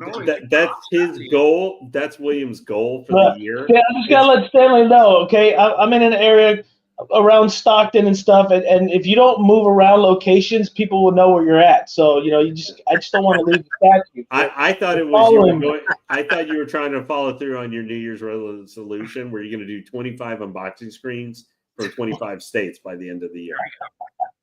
I don't know. Stanley, I'm relocating to this room, Stanley. Ceilings are higher. And I want to get some larger pieces on the bottom of my shelving so I could stack up the 1/3 a little bit higher and make some adjustments. And I got plenty of space here to do what I need to do, I think, because those shelvings come out 24 inches. So I'm pretty damn close to the wall right now. So I have to move some things around here. But he's kicking his daughters and his kids out the rooms. He's like, "You go to this room now." He's like, "This is my statue room." Yeah, pretty much. They're adults. They need to find their way. But love them to death. But so that's why I stand there. I'm in a different location. At least I don't have that black screen, and everybody thought I had a body behind tied up. They kept getting asked what's behind the screen. I'm like, well, I can't tell you. So it's William's Red Room. Yeah, you're gonna find out unsolved mysteries here one day, so don't even worry about it. But yeah, I mean, just to conclude, both amazing pieces. Logan is for sale for anybody interested. Deadpool is not. He's ES number 2 out of 1,500. He ain't going nowhere. He's going to be sitting right next to my Sideshow Logan, which is not going to go anywhere as well. I absolutely love it. And I'm so glad I was able to finally do this unboxing and bring him out so I could go display him because he's been sitting in a box since I picked him up. Back in a time when you could sell 1,500. Yes. Yeah, back at a time you can. I mean, it seems like you can knock out some POs, but then people back out and all these things, so you really can't. It is, although I say that, but like that Darth Vader premium format they had a few years ago, or that fit scale that they're redoing. I mean, they sold like 4,000 or 6,000 or something like that. So, Right. Star Wars, though, man. Star Wars is a different breed. It's kind of like Lord of the Rings. Jacob knows, like it's just a big IP. I think it's for, despite its price, I'm willing to bet that like PCS Maul piece, the 3rd scale, their J&D first foray kind of statue, that one's probably going to sell out, and I will be shocked that if that Darth Vader diorama, I know you had got that, and that Vader diorama. Heads why am I so forget bus? Yeah. I will be shocked if that thing that is a piece I think someday could be like a Grail style piece, just with all the storytelling and stuff like that with it. It's a cool piece. What does anybody know the edition size on that one? Have they said what is it? Like so I don't know the edition size. I think that one's a to be decided, but PCS is promising low edition sizes for collectors on every piece nowadays. So I know what's up? Does anybody else feel like they dropped the fucking ball on that Vader piece though? Which one? Because the diorama with the helmet, the bust. Yes, well, I actually think it looks fantastic. No, but what part do you think they messed up on? Well, they should have fucking included him versus Luke. That's true, and also they should have had a kid Anakin too. I think in the back. Like, the one thing I have with a little bit that feels weird a little bit is because of the coloration they did for the Death Star popping out. It makes zero sense. I got to look it up. I remember, but I don't remember all the details. I'll look it up right now. Like there's too much. Like they had the flames around, kind of like the Emperor. Like instead of having the Emperor on there, I would have had him and Luke.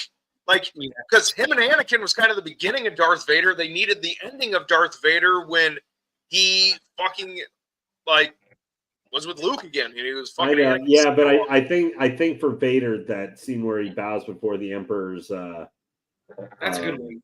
Like for his like the image of him and stuff that was being projected. That's an iconic image for Vader, and they got to have the Emperor in there somewhere. You have to have his mask. Club and him are too tied together. Yeah. Especially in modern times. The reason why it's so iconic that scene, Lane, is because in the first movie, the only like real villain we have is Vader. He's super powerful, obviously. Well, no, we have Tarkin and Vader. Those are the two main bad guys. Okay. But Vader's the only one who does anything. Bow down to somebody else. You're like, oh shit, there's somebody stronger than this fucker. And, that's basically that's the whole point where Vader is afraid of this guy. Yeah. Okay, I'm looking at it right now. The only reason I would assume that they went with that decision making of leaving him out is they purely made it about Anakin. Like it's not like it's Anakin's turn and like his downfall. Like it's all him. Like I said, it doesn't have Leia. It doesn't have Luke. But it does have Tarkin. It doesn't have Tarkin with him or anything like that either at all. It's really just the only thing beyond is Obi-Wan. So it's like Revenge of the Sith. Yes. Okay.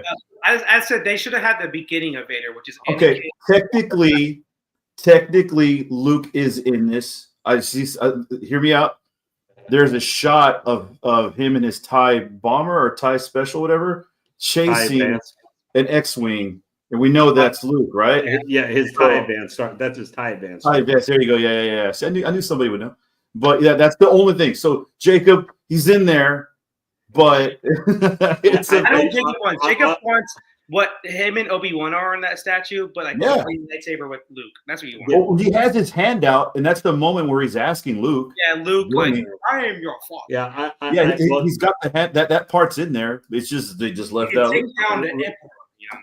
So again, let me rephrase this. They have a New Hope Luke because they have the chase scene in the ships. They have Empire Strikes Back because the hand is out, but they don't have Return of the Jedi Luke. That is true. Okay. Well, shit. Well, hey, you know what? They literally put like 6 scenes on a giant bus that no one. No, it's so sick as fuck. I'm not saying it's not. I know. I wish they included that for a piece like, and they priced it under $2,000. So let's not forget that too. But let's not forget that the paint job. I don't think they'll fuck it up on Star Wars. But I hope not. Come on, Jacob. Come on, man. Honestly, the only big thing honestly, I think it's more. For all you're saying on the Vader piece, I think it's more important they made the mall with all the paint and stuff. Actually, more. I think that is a big. Oh, they will nail that mall. Yeah. All their creatures, except for William from Underworld, every single creature PCS done, it's turned out great. And I would consider Darth Maul a quote unquote creature. So he's going to turn out. So, Jacob, would you rather have, you know, where him and Obi-Wan are fighting on Mustafar? Obviously, would you rather have him and Luke in Return of the Jedi in that little scene? It's basically the same scene. Remember, like where they're both. I mean, everything else on that piece is episodes 4, 5, 6. Yes. So I would rather have him and Luke there. That makes sense. I get what you're saying. And like I said, since they did the Obi-Wan part, you know, on Mustafar, which is great because that scene is what saved episodes 1, 2, and 3 to me. Yeah, it was the third one. The whole prequel it was carried by Darth Maul. How cool he looked, honestly. Let's be honest. In the first movie, that the first was cool because he got a damn purple lightsaber with fucking Samuel L. Jackson. Yep. And then Count Dooku. I don't know if anybody who thought Samuel L. Jackson was lightsaber cool in the first movie. Count Dooku, and then in the second movie, he actually did something. Who? He said Mace Windu. He was boring in the first movie. Yeah, he did nothing. George Lucas in the first movie besides. Yeah. George Lucas, for as much as a visionary, and I like him for a lot of things. He is the only guy, and I'm not even saying necessarily as much in the later. Although in the 1/6 scale community, I am considered a Mace Windu hater because he's not. I don't think he's the greatest character. And I asked, why is he such an ass to Anakin so much? For no reason we really see. For no reason we really see. You know why? Because he said, "I don't trust him." That's why. And he didn't believe in but he had no reason not to trust him. I mean, yes, he did. I would have understood it. I would have. Hold on. Wait a minute. No. Let me finish my point. But I'm not here to get on Mace Windu. But George Lucas is the only person who managed to make me find Samuel L. Jackson ever boring in episode 1. Like I would just like, what happened to Samuel L. Jackson, man? Especially, man. You know, turn of the century Samuel L. Jackson. He literally like cut off Jango Fett's head, man. Like, yeah, chopped them up in two. But my whole point is, like, Lane, what you didn't get was obviously there's factions in the Jedi, the believers and then the non-believers in the chosen one. Mace Windu was a non-believer type person, and then other people like Qui-Gon Jinn were the believer type. And rightfully so. He didn't trust him. Nobody should have trusted him. Oh, I didn't trust him. That's literally why I didn't trust him. He didn't believe in the prophecy. He was more like I guess you could say like you know, like if you think about religions, like you know, religions. There are some religions that believe in Jesus Christ and some that don't. Mace Windu was Thanks for joining, KOJO. Appreciate you coming in, North Carolina. Well, welcome to Star Wars. Yeah, welcome. You just in time. About the one we made William unbox his statues as fast as possible so we could.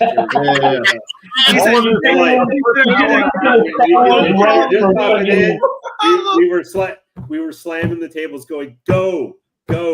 I'm gonna put it as fast as I can. God damn it! Wrap it up. Put the swords in the sheath. Let's go. Hey, just so Kay knows, I was just like that. What is that? Sloth from Zootopia. I was just like. There you go, guys. I was thinking those like Marcus make very dumb arguments in 30 minutes, so let me go as long as I can. That's what you're thinking. No, we're able to make really dumb arguments about really not very well written characters at points. Oh so my it's like you love Christian Bale Batman. Calm down.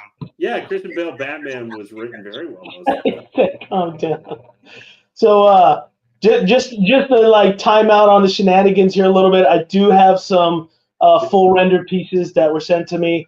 Some pictures, a few things I want to talk about. We have time. and super excited to see it. So this one right here is from a really good commissioner. KOJO says, hurry up, but take your time. So, yeah, I will hurry up and take my time a little bit, but still appreciate you logging in. So let's take a look. This is a fully done rendered Savage Land Rogue. So I want you guys to take a look at this piece right here. That's not It's just like the cover, isn't it? Yeah, I think it is based off one of the covers. There's many pictures. We'll go through it. If there's something else you guys want to see, I'll zoom in here a little bit, take a better look at her portrait. So I'm not like familiar with this IP, like the Savage Land. I'm looking it up right now.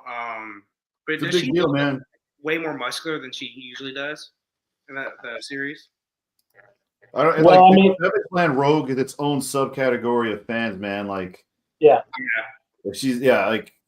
You can type in. There's so much fan art. There's so many statues. There's many. They're doing a Savage Land Rogue miniseries, literally. Right? Yeah. They're like, okay, we hear you. We're gonna go. We're gonna go along with it. It's literally a variant cover scheme for 5 issues, so they can do 5,000. Hey, J. Scott Campbell did. I'm actually hoping J. Scott. Yeah, here. Let me go. Just came back. Hold on. You know what I find like so interesting about specifically Rogue? No one portrait's ever the same, man. That's what I'd say. It looks like a bodybuilder, like build right here with the face. Come on. I wouldn't go that far. No, I wouldn't go that far. Hold up. Sexy bodybuilder. Describe She-Hulk. Get out of here, man. No way. Look. And the old She-Hulk was very sexy, but she was just green. That's all it was, you know. I'm going to just say is once again, as Roger didn't get to hear earlier, as we were having the music that's playing in Marcos's life, that if we had theme music, Marcos would be hearing is Marcos the hater man. Marcos the hater man. A sexy bodybuilder, like come on. I'm not saying she's. That's not even a sexy body. Like, literally, she's just fit. That's all it is. That's what fit. We're too used to. The problem is we're probably too used to like above BMI 32 people these days. That's true. Which I am definitely that. I'm probably north of 35 BMI. But so this is what I'm hoping we'll see sometime. I just picked this up today. People just hate this is J. Scott Campbell did a variant cover for. Or actually, for Savage Land Rogue #1. And I this definitely has the usual J. Scott Campbell like kind of art style, but I'm actually hoping one of the companies might do a J. Scott Campbell like version of this Rogue set. You know there is someone that's one of the reasons I love his work, and I've always wanted to take one of his pieces, but all I have to do is wait within 6 months of whatever cover he does, and someone does one. Like he's all his work is done to death, and and it's good because it's actually a lot of his work translates to 3D medium. So that's one thing I thought Alex Ross is like. Alex Ross is like an artist I love, but I never loved a lot of like actual like whether third party figure or statues done of his, like especially Batman, just the way the ears and the coat, like he brought all their costumes. Look handmade, like they're never like and that's the lure of him because he's actually doing a lot of this noir style 50s. He just does the old OG look basically for a lot of stuff. My buddy of mine, every single time I bring it up, and I know it triggers him, and I'm always like, man, did you see the latest Alex Ross? And I don't even care that much for Alex Ross, but the fact that I know it triggers him, he's like, I hate everybody looks like they're at least 50 and up, and it just goes on and on and on. And when you look at it, they all do have a very older look of like we're looking like 50s picket fence version of men, right? Like this back when I would say the American Dream looking version of superheroes. They've all got that look. And you know what? And it works well for like the was it Kingdom Come when it came out, right? It works. Marvels, Injustice. So for Marcos, just so Marcos has an understanding, Google WBFF, and then that's a female like fitness bodybuilder. She's kind of like less than that. I know her arms look a little muscular here on this. I want to talk a little bit about the base. So I'm gonna zoom in on this base right here. I absolutely love this base. It looks just as good as that Iron Studios Beast where he's like on a tree and has all the foliage. I mean, if you look at the color on the tips of these plants, they change different colors, a little browner to green. You got lighter green, you got the yellows. I like the dinosaur bones here on the background. I absolutely love the base, man. I think this base is actually great. And it's probably the same size as this Logan base, probably about 12-inch in diameter, maybe a little less. So I love how it saves a little bit of real estate. The only thing that doesn't is just the spear, right? The spear sticks out a little bit further. But other than that, it's a great piece. Yeah. We were talking about Jean Grey for the streets. This character, Rogue, is definitely for the streets, huh? Like 100%. Yeah. She is for the streets. Look at that. Well, that is a little even. That angle there is a little thin, even for the original look. Yeah, I'm just saying she's definitely for the streets. That is a little bit of the custom look there. I feel bad for Gambit. I love that. Gambit. Actually, she was in this story. No, she was no. Marco, this story where she was in this look was actually before Gambit actually existed. Okay. Gambit didn't show up for like I think a year or more. Like first show up with. I don't know if you guys seen that, but there's a little lizard on the corner. It looks like a gecko. It's all red.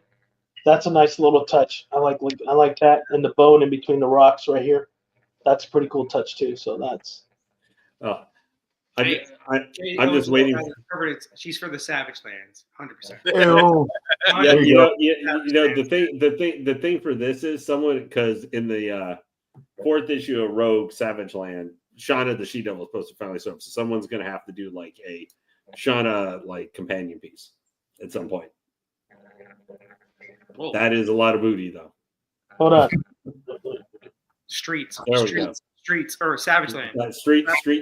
She should be holding that spear in between her butt cheeks. That's what she should. There we go. Stripper.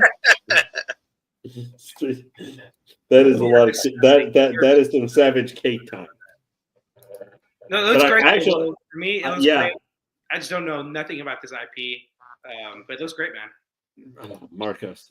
Actually, the funniest part was in Ultimate Spider-Man, the latest issue, Peter Parker and Harry Osborn, without their costumes or stuff, ended up in the Savage Land, which is actually under New York City, controlled by the Mole Man. So this is like Peter Parker. Congress Godzilla. No, this is in Antarctica. Is where the actual Savage Land is located. Right? Yeah, but Peter Parker punched and took out a velociraptor by punching it in the face. The one time he didn't pull his punches. Yeah, well, unfortunately, so far in about 13 issues of Ultimate Spider-Man, while it's been very good because it has Mary Jane like married to him and they have kids, Peter Parker's only beat one villain so far. 13 issues because there's barely any Spider-Man. I had more time listening to like Gwen Stacy talk about how she's married to Ultimate Gwen Stacy and married Harry Osborn. How they don't want to have kids because the world's a terrible place and why would they want to bring them in? I was like, wow, that sounds great. So all in all, like just asking Roger, based off what you're seeing on this this render here, what would be something you would like to change or something you would like to add in terms of just the way to sculpt this so like I've seen over the last like few years, I've seen a lot of like Rogue Savage Lands, so it's easy to kind of start comparing to a lot of the ones that are out there, right? I've wanted to do a Rogue. And even thought about doing Rogue Savage Land, but I was like, man, if I do that, I know I'm just going to get lumped into a lot of the ones that are already out there. And because it's a cool look, right? I mean, obviously, we've got like it's seeing Rogue portrayed in a way that's not normally how she's portrayed, right? Same thing with like Slave Leia, right? We see Leia in a way that she's not depicted, and it's like a really cool spin, right? Seeing Rogue stripped down and literally taming a prehistoric land, it's a cool idea. And we got Savage Land Storm as well too, right? Yeah, Psylocke and pretty much almost all of them. So I love the hair sculpt. I'm always looking to see how artists depict curly hair. Curly hair is hard to do without it looking like a blob sometimes. Yeah. Seeing definitive curls and seeing like ripples and waves and tiers of ripples and waves is a cool thing to depict. We'll say though, when you're looking at pieces and custom pieces, I there's something about the quality of a paint job that can literally help you differentiate the price level. And I sometimes see pieces that are 1/3 from licensed studios. You see the paintwork, you see the paintwork on the skin or on the base, and you immediately know, like, okay, this is a pretty like expensive piece. I feel like this one's being held back by some of its paintwork. I think there's good shading on her, but I do feel like there's more opportunity for skin variation color tones from like the abdomen down to the legs up to the face. Basically, from like at a glance, we can basically see two hues of colors on the skin. We've got peach and we've got like lighter peach. There's more hues and there's more colors that go into skin that make skin look more alive. There's blues, there's greens, there's subsurfacing colors that people add.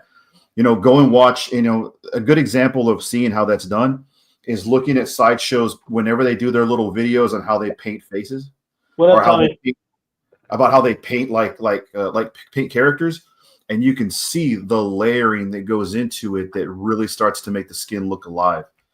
And I feel like this could use more of that touch. Wish Jeffrey was here. You know, he could probably chime in on it too. Yeah. I think I would have also liked to have seen more color variation on the ground and on the plants. The plants have too much of a Kelly green kind of look, and I think there's more variation in color and vegetation to really make this look more like a prehistoric piece. Along with the greens on her too. Like I said, I think there's more. I think they could have gone with some more variety, more variation, and creating more depth for the cloth, for the yellow. I got a Rogue on my up here too. I got the premium format, and there's a good example of like how you make a cloth look one way and you make a cloth look like dirty. Like this would probably benefit from having a little bit of dirt or a little bit of more, like aside from edge wear and tearing, a little bit of dirt on the cloth. These are little things, I know, but they're little things that I think add more value visually and give it more, I guess, more of a premium look. You know, as opposed to Roger, like, you know, that Batgirl premium format that just came out. There's like the bandages on her body. Yeah. There's blood marks on it. There's like right. Feathered, blah blah blah. So like, I get what you're saying. But what if she just landed on Savage Land and then grabbed her thing? She's like, okay, I'm ready to go. But she's still clean. Oh, so she landed and tore her outfit up. It was like, okay, cool, I'm ready to go. No, that's Roger, exactly for the occasion. She knew where she was going. She's like, right. She was lake. You know, she was on her way to Cancun, and then she was like, oh shit, there's some dinosaurs down here. Let me go tame this shit. So no, that's not what happened. Plus, another good example is I just got the Poison Ivy, the Deadly something that just came out. The more recent Poison Ivy that has her suspended. Deadly Nature? Yes.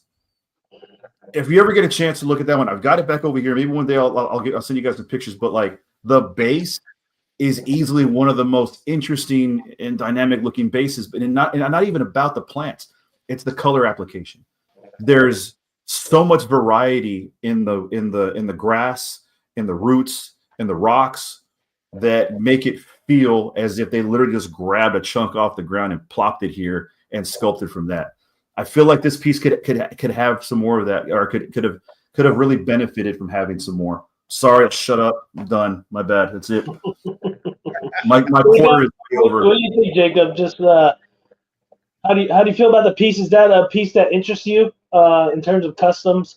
I think she looks really great. I think the color application, like Roger said, could be changed, but it's one of those where it's could potentially be nitpicky. I mean, we haven't seen it in person. That's just the render, right? So until we see some prototypes, or not prototype, but factory, right now, to me, it's looking great. I thought the plants looked great when I rotated it. You know, you got the gecko or the whatever's on there. It's red, so that kind of pops out a little from the green. But what do you think?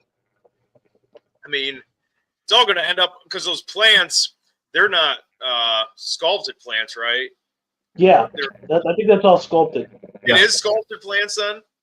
Yeah. Okay, because I didn't know if they're going to include like the fake plants. Sometimes they do on those or not. But if it's sculpted, it should probably the plant should probably turn out pretty good. Sometimes when they use those fake plants that aren't sculpted, sometimes they just look like fucking aquarium plants and look terrible. Yeah. No, again, I know nothing about that character. Looks pretty badass. So it reminds me of the character, something CBS Labs would do or something like that. So it looks sexy. Lane, what do you think, Lane? Yeah. Overall, I think it looks pretty good, but I've seen been discussed already. I've seen a ton of Savage Land Rogue is one of the most popular custom. I am shocked we haven't seen at some point XM. I know everybody say, well, it's sexy, very well, yeah, but not any worse than anything else that you've seen. There are plenty of sexy statues, made that there hasn't been just in actual licensed Savage Land Rogue or something like that at some point. Because that, rightly or wrongly, I mean, in some ways, kind of like Slave Leia is for Princess Leia, that is one of Rogue's iconic look. However silly you might think it is or whatever, especially, kind of thing, because obviously Chris Claremont was channeling his, Jungle Girl vibe when he was those issues or something, his Shauna, well, no worse than Shauna the She-Devil, but I mean, Shauna, Sheena, whatever, that kind of beat for when he did that art. I mean, honestly, I would probably say the outfit he stuck store when she was in the Savage Land or something was a lot more showy than Rogue's. Yeah. But I think it looks pretty good. The difference from that versus some other ones, though, even though the vegetation coloration, I think for any jungle coloration, you're looking for plant life. You where you don't necessarily have to 100% replicate it. You need to go pull up the Jungle Hunter statue from Prime 1. Yeah, I agree. And pull up that base, and you don't have to copy it exactly because if I got a custom piece, even if I was spending a couple thousand on it just for me, like a 101, I'm going to have certain things understand the painting. I'm not going to be necessarily expecting a Prime 1 level, but that for where you were especially, Roger, discussing the coloration and the paint differences with the greens, everybody I think should pull up that Jungle Hunter, just have close-ups or have close-up pictures of the way that fauna and stuff is done. And that needs to be your start point.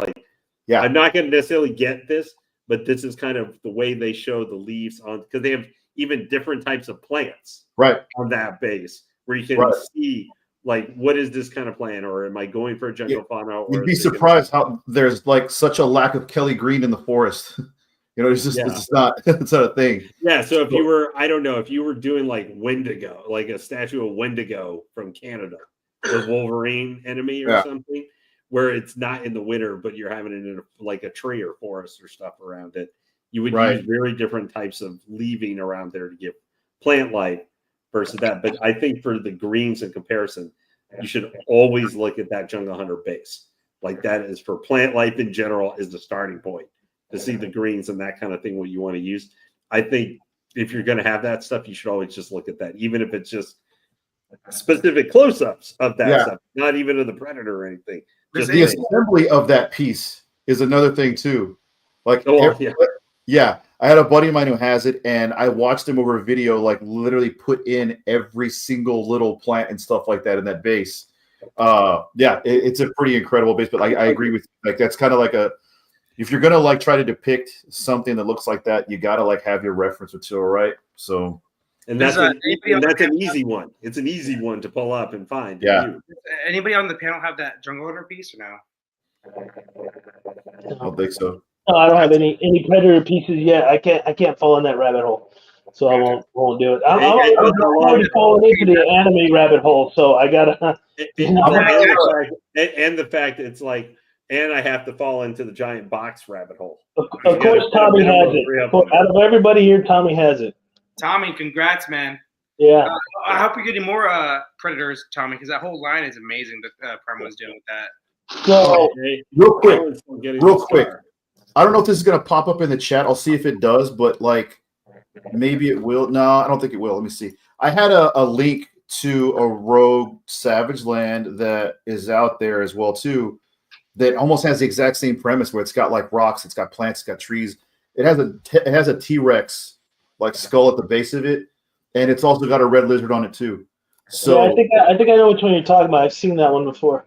But like that one, if you look at the fauna in that one, and you look at the wear and tear on the clothing and the skin, there's a little bit more variety going on there that makes everything feel a little bit more alive.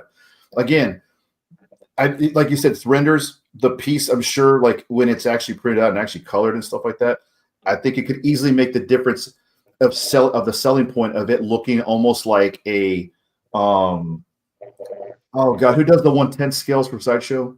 Iron Studios. It's a difference between having an Iron Studios and having something that looks a little bit higher grade. Not there's anything wrong with them, Iron Studios, but they're just smaller scale, or they're 1/10 scale, so you're not getting the same fidelity and color and texture and colors. So anyway, I'm out. I'm done.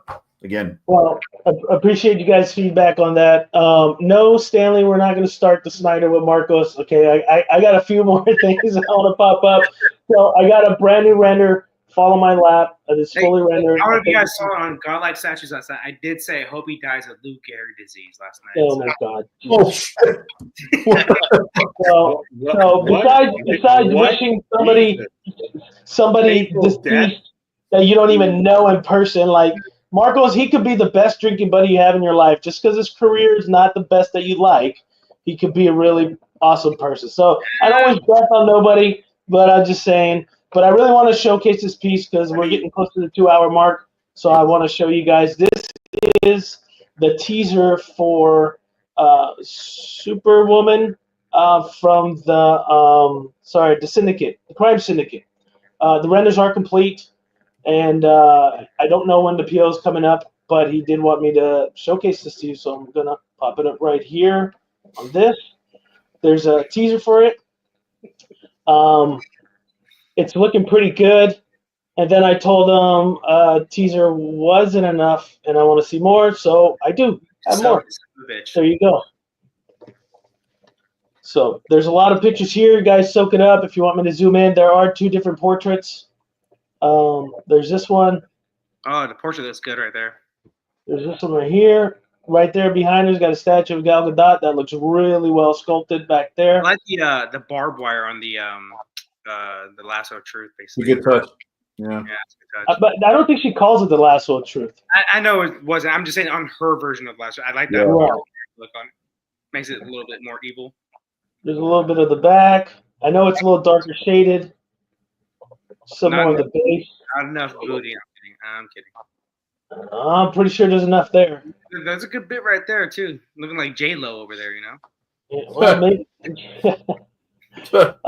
Let's keep going. Well, there's a good side profile of that. Look at that thing right there. That thing popping right there. I like the scripture right here underneath the statue base. That's a nice touch. Diana's statue all broken up. I think they did really well on the sculpt with Gal Gadot right there. That looks really good. Yeah. Here's the next portrait. So it's 2 portraits, one with the hair bun. I really like this one more. I like the necklace with the shoulder armors. That looks really good. Everything else is pretty much the same. It's just a different portrait. There we go. I do have close-ups of the submission. There you go. Yeah. I do have close-ups of the portrait. I just kind of want to get through here, and we'll talk about it a little bit more. I always want Roger's opinion on this because this is like a fresh. This seems more familiar from the screen he's used to using on a daily. I do like this side profile here. I like how her hair is in a bun up like that. That looks great. And Tommy said lasso submission is what she calls it. So. There you go. And then she's got that was a joke, Tommy. That sounds like a fucking porn reference right there. But no, I just looked it up. It's lasso of submission. Every night with me and my fictional girlfriend. There we go. Lasso submission, Marcos. So I really prefer this hair up in the bun portrait. I really like this look. I think this looks best. That's good. Yeah, I really like that one. And so this is Superwoman, who is the analog like for Wonder Woman, right? Because I know the most recent incarnation of the Crime Syndicate was Donna Troy, was actually Superwoman. But before that, during Bennett's Superman, Superwoman was a combination of Lois Lane and Wonder Woman like merged into the same character. It was weird. Right. Roger, what do you think? I know you looked at it. Changes, details. Does this look better? I know you have a better eye of the stuff than we do, but I think this portrait right here is actually better. I like the long hair portrait, but I think this one really stood out a little bit more. Yeah, so I like this a lot, and I agree with you. I like this portrait more because it really puts more emphasis on her face and her features. The hair, the really big hair, kind of swallows up a lot of her face, and this like allows you to crop, even with the earrings too, crops her face really nicely so that we get a lot more. We can see her whatever it is. You can read her cheekbone structure and everything a lot better because of that. Yeah, I like it. I think the concept's cool. I love the broken Gal Gadot statue in the back. I like the I was looking at some of the folds and some of the cloth work done. Looks good. Yeah, I don't know how big it's supposed to be 1/4 scale. So I'm assuming the base is pretty big. I'm almost curious if you tighten up the base a little more, because it is a lot of base for like an A pose, but it's a nitpicky thing. I think it looks really good overall. I guess I like storytelling. It's not an overly massive, tall base too, so it still gives us a lot of room to really appreciate her. The lasso of submission looks cool as well too. Pose is strong, striking. I would like to see if he can make that lasso glow. That'd be cool if it was like some form of red. What I ask is this the commissioner that did the Parasite piece? Or yeah. no? Yeah. Okay, so he won't do a light up feature on this piece. No, I know he won't, but it would have been nice if there was a way to do it. I don't know if you could do it anyway. Yeah. I don't know. Jacob, what do you think, man? Are you down with the Crime Syndicate? Is this something you'd like? What scale are these? Quarter. This is quarter. Yeah. I don't think it needs the Gal Gadot. You know, I mean, I would just keep it based on the comic and everything like this. Don't you guys think? I mean, even though it's a quarter and it's a different scale, any Gal Gadot from here on out is going to be compared to J&D's, I feel like. Even though it's silicone and all that, you're just going to be like, it's not as good. So, I mean, I would just stay the fuck away from it from now on. Yeah. But that's just me. I think it looks fine. What if Gal Gadot's portrait was like crushed in half? So it's like half of it and it's like all broken. That would have been kind of cool too. Why the fuck would I want that? Well, if you're saying getting rid of Gal Gadot entirely, why don't you just half of her? No, I mean her likeness. Having her likeness in this. No, I get the likeness. I get it, but then I don't know. I just kind of threw it out there because she broke the statue, so I figured you'd want to break the face, right? It's like when you're mad at someone, you want to break their face first, not destroy it. Hearing Jacob say it, I think I agree with him. I don't know if I would want to stay away from Snyderverse at all together and just keep it comic book based. Stay away. You know? Lane, what do you think?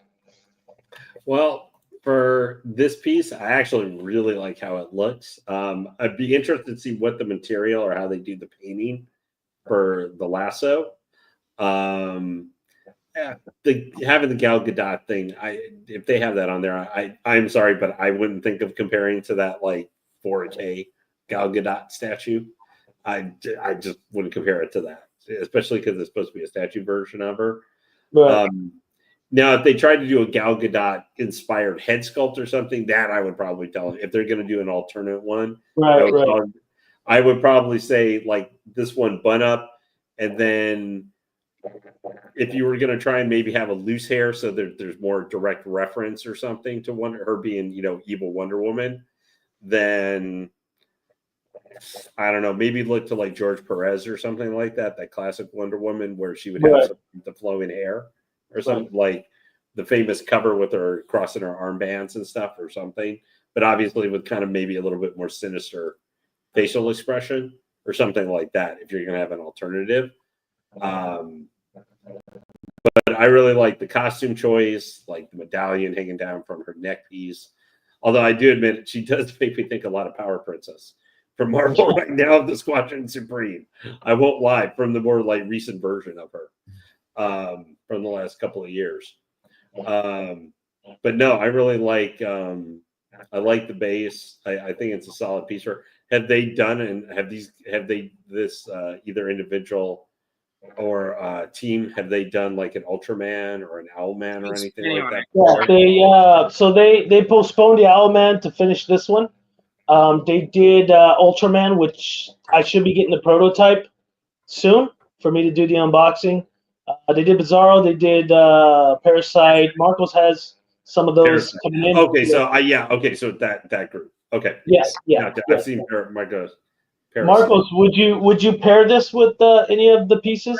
No, I'm not big into this like Crime Syndicate. Crime Syndicate. Yeah, I'm not big into it. What I would have done with this though, the only thing I would say is because she's an evil character, obviously, have some evil shit going on. I like the barbed wire lasso, but put some evil shit on the base. You know, like maybe some cut off heads.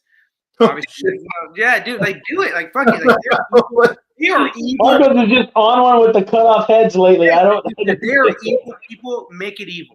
If that makes sense. Don't make it like for me. If I'm just looking at that, Marcos is like, there will be death on my base. Exactly. It will be in my face. Exactly. Like, he wants the blood. I don't know. He wants the blood like on that quarter scale ghost face. Like just blood smeared all over the base. If you had a smashed Justice League shield or something like that, just to show that she's a bad or a sinister character, I don't think we got to go full ham and make it like a murder scene. Though I don't know if that's Roger. That's the way to go. Roger, that's so Justice Buster 2022 or something. I know, but I would want to maximize how many people want to buy it, and I feel like the more you put limbs and smashed faces on it, you're going to start drawing away from potential POs. So as opposed to gaining some. But at the same time, and she doesn't do that at all. It's not invincible. She doesn't destroy people. I didn't see any smashed heads in any of the actual comic books. Yeah, I'm just saying this. They are evil characters. Make it evil. That's what I'm saying. Because right there, that looks like a heroic fucking superhero right there. And that's not like, oh shit, that's like a. He's not wrong. She doesn't necessarily look or represent. Yes. Like she's not standing somewhere like Wonder Woman could be standing like that too. In fact, she does. She does the exact same stance. That's so like, what do you do? Yeah, different. Yeah. So that's what I'm saying. Make her evil. That's what I'm saying. Ham it up a little bit. How do we make it evil? Like I said, you don't have to go the full decapitation Jeffrey Dahmer look, but at the same time, make her somewhat evil. You know, like don't make her, just like I said, she looked kind of like a superhero at that point. Yeah, he's not wrong. Let's put it that way. Like I said, I'm not a hater. I'm always right. No. I said you're not wrong. I didn't say you were right. Like don't do that. Don't do that. Don't flip the script. Roger's slowly coming into my side. Like, okay, he's making more sense. Settle down. Dude, hey, just so you know, Roger. Dude, you're one of the. Right. I've had a lot of friends that are this way, and it's like I can never let you be up. You can never be up. We always got to keep you like honest. We got to keep. Yeah, you got to stay grounded. You got to keep them grounded. Sure. We got to keep. I'm going to sharpen you up, dude, because I didn't know who the fuck that was. I thought it was a superhero. I didn't know she was a fucking villain. Thank you. He's not wrong. I mean, I did say Crime Syndicate. Yes, I fortunately knew exactly.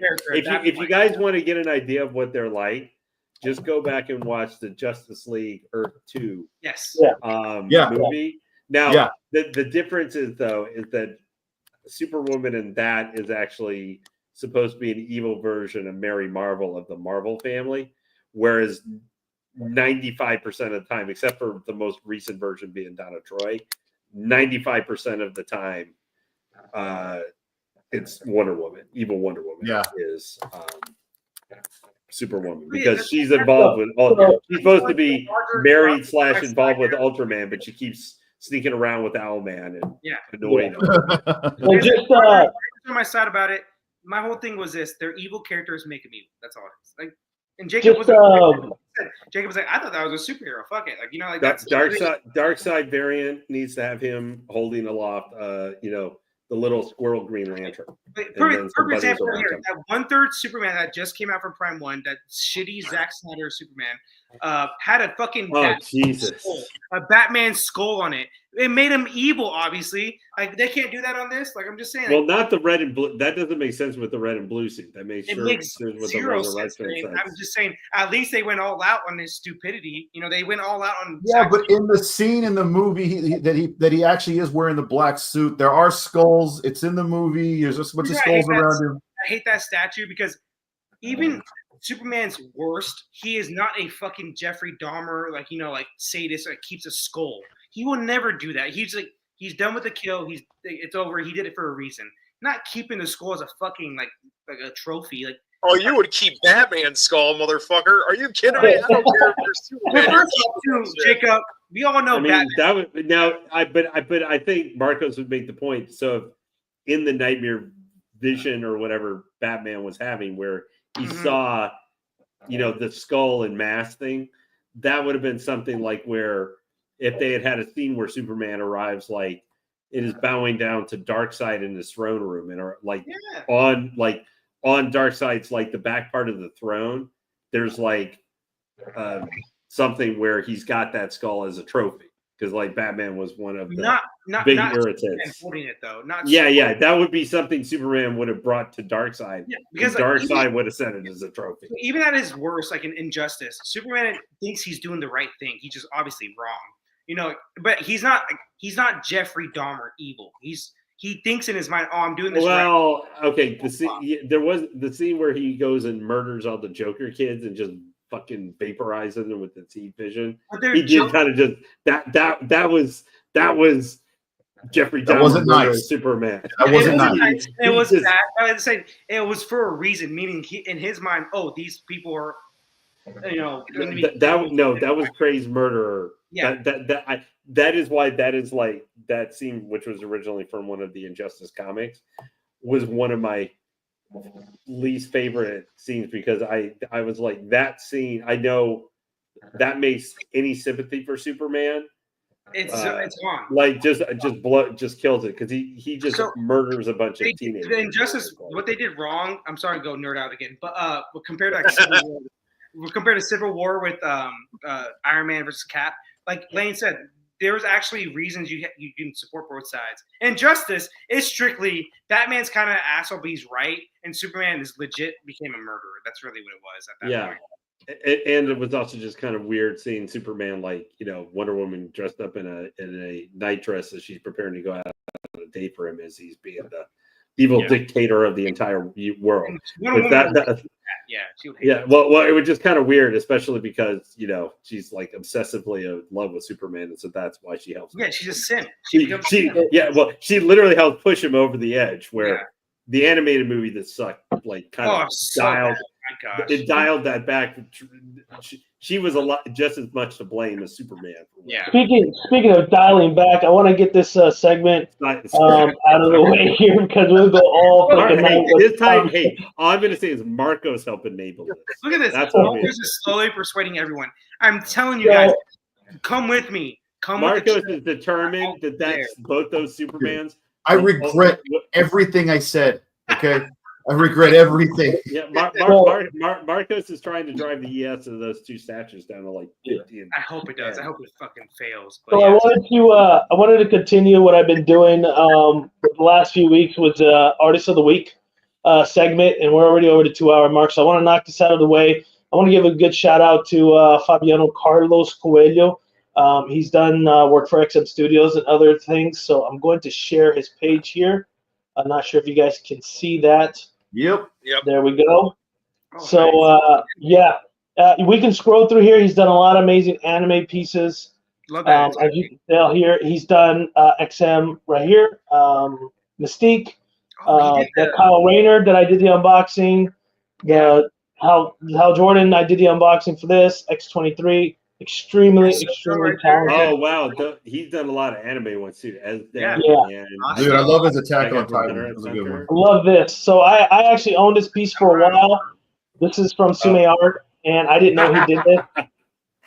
Amazing artist, amazing piece, man. This guy really knocked it out of the park. This thing in person was super amazing. But I noticed I was getting into the rabbit hole, and I ended up selling it. Now I kind of looking at it again. I regret it.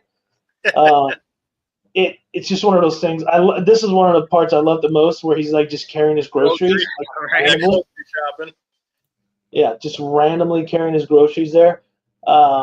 Yeah, extremely talented artist. He has a lot of pieces I've seen before, like that Itachi. I know it's not the best piece of Itachi, but I've seen that. The Kyle Rayner is the best Green Lantern piece I've seen. This one right here. Yeah, this one right here. I don't care about, but the piece is amazing. Yeah, this one right here was amazing in person when I did that live with you guys. Yeah. Unfortunately, it was a 1/6, but man, if I could get my hands on the quarter scale of this, I love this piece to death. And I'm a Hal Jordan guy, not a Kyle Rayner, but this one was super. Just replace what they should have done was just replace Kyle Rayner with fucking Hal Jordan right there. No, sell out. But Hal Jordan doesn't have the mentality to create something like that. Yeah, the artistry like he does. I get it. Ooh, you click on the Attack on Titan one? Go down. Well, it's to the right. Oh, there it is. Yeah, Levy. Yeah. Yeah, Levi's awesome, man. Is it Levi? Levi? Yeah. O'Neary, right? Yeah, right there. Yeah, O'Neary. yeah. Prime One's doing a big. They're doing a big. Yeah, they're big, massive piece. With the beast. Yeah, that thing's sick, Yeah. man. The only thing that sucks about that one, the new policy with blood That's and cool. snow, like you pay $500. There's so much motion. Yeah, Levi should have a ton of blood on his piece. No, Attack on the shit. Yeah, I mean, he gets the shit beat out of him as well as causing a lot of damage. Oh, and he did the Will Smith Death. Yep. Deathstroke? Or not Deathstroke. Fucking Deadshot. Oh my Deadshot. God. Deadshot. Yeah. Deadshot. Yeah. Dead, some shit, whatever. Yeah. He did it. Oh, so he also did it. Inuyasha? Inuyasha. Yeah. It looks like a human, like a human style. Yeah. Oh, fan art. There you go. Okay, yeah, I was gonna say that looks very realistic style version. It looks like just a Japanese guy in like a wolf outfit. Yeah, it looks like a cosplayer too. Yeah, exactly. Like a cosplayer. It is. Yeah. But I actually really like that Frieza. That Frieza. I'll get to that Frieza. I like this Magneto right here. This one's pretty dope too. Ooh, that is like Jim Lee Magneto, man. Racist. Damn. Let's go. Cool. You said Frieza? Yeah, that Frieza I really like. Yeah, he did this one for Ryu Studios. Yeah. Yeah, it's a good one. You know what? I would actually say. I love that base. I think I've seen someone actually have that piece in their collection, like on their stand on their shelves. That is really cool. Because I have a Frieza piece on order actually right now. I absolutely love this base. I can't believe I haven't seen this Frieza before. I'm very picky with the Frieza. This one's actually really damn good. I think I've seen this one actually on someone's shelf. He had a couple of Friezas. He had this one. And he's like suspended off his tail. Yeah, that's cool. That's cool because I've got the Prime 1. That's cool. Golden Frieza. Looks like I'll be hunting for a Frieza here pretty soon. I've got the Golden Frieza on order from Prime 1. Of course, I'm starting to wonder because that one's $1,600 for a quarter scale. I was like, what? Lane, do you have Goku and Vegeta also? No, I know Goku because they did the Goku Super Saiyan 3 one. It's the crossover of Prime 1 and Mega House. I think that's well. That is just wanted to give a shout out to Fabiano Carlos Coelho. I believe he's a Brazilian guy. He's one of my Brazilian brothers. We got all extremely talented artists from Brazil. Like I've met so many of them, and all their work's really good. Yeah, I don't know what's in the water down there, man, but yeah, like for real. Yeah, for some reason, when we drink the water, we're like really talented artists, and we got large rear ends. But what happened to you? Explain. Sorry. So Aiden popped up like last minute there. You call me. What's going on here, dude? So also want to give a shout out. Thanks for Aiden for jumping in. Also Juan Ortega always coming in, man. Appreciate it. Chaz Mixon's in the house. Michael Reyes. Hopefully I see you next week. We got Jimmy logged in. Cypher was in the house. Mr. Nice Guy. Just trying to get through everybody. Battlecat 78. Alan Kiefer, our good friend Alan, always on the streams here. E-Man, Knight. Who else was on here today? Dennis, no boxes. Perez. I don't know about that. No boxes. I can't get rid of my box. Crazy. That's Mr. K. Ojo, Stanley, man, you guys are all awesome. Thank you for jumping in, tuning in, watching the show. We are already over our 2-hour mark, and it happens every time because Marcos gets in it, and we start instigating him. And we get sidetracked, and then he starts doing the Twilight Zone with us, and then we have Roger, which is extremely detailed, and I love it to death on all the pieces. So if anybody's out there, if you're watching. Next time I'll cliff notes it. I promise. I'm gonna say this right now. If you're watching this show and you're a commissioner and you're watching this, then contact Roger. You're gonna need help. This guy knows what the hell he's talking about. Okay, he's the magic behind a Madeline Pryor. Okay, you guys know what I'm talking about. We talked about it. He's went in detail with that piece of his. But real quick, William, weren't you gonna show?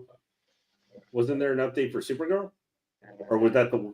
No, that was Superwoman. Yeah, that was the Supergirl. Yeah, I haven't got any update for that. I will. I know the portraits are being done from what I was told, and whenever they decide to send me images, I will show the new images and let everybody know that. But as for now, thank you everybody for tuning in to ASV Collectibles. I'd like to thank Roger for coming in. I'd like to thank Jacob. Really appreciate it. Love to have you next time. Legend Lane. And Mr. Marcos, I gotta have a nickname for Marcos. Someone help me. Something with crazy in it. We'll figure something else. Dark there, delusional. Or insane delusional. Someone figure out a nickname for Marcos here so we can use it. Marcos, my God. Hey, Roger, I was winning you over. Don't forget that. I was winning you over. Yeah, and then you went and ruined it. Yeah, like you went and ruined it. You did it. You undid it. Like I was always like, you know what? And then you were like, you see, I'm always right. I'll say that. That's what you did. I've got the perfect one. 6 degrees of Marco's madness. Well, there you go. 6 degrees of Marco's madness. That will be his username from now on when he logs in. Way too long. But thank you everybody again for tuning into ASV Collectibles, and we will see you next time. Peace.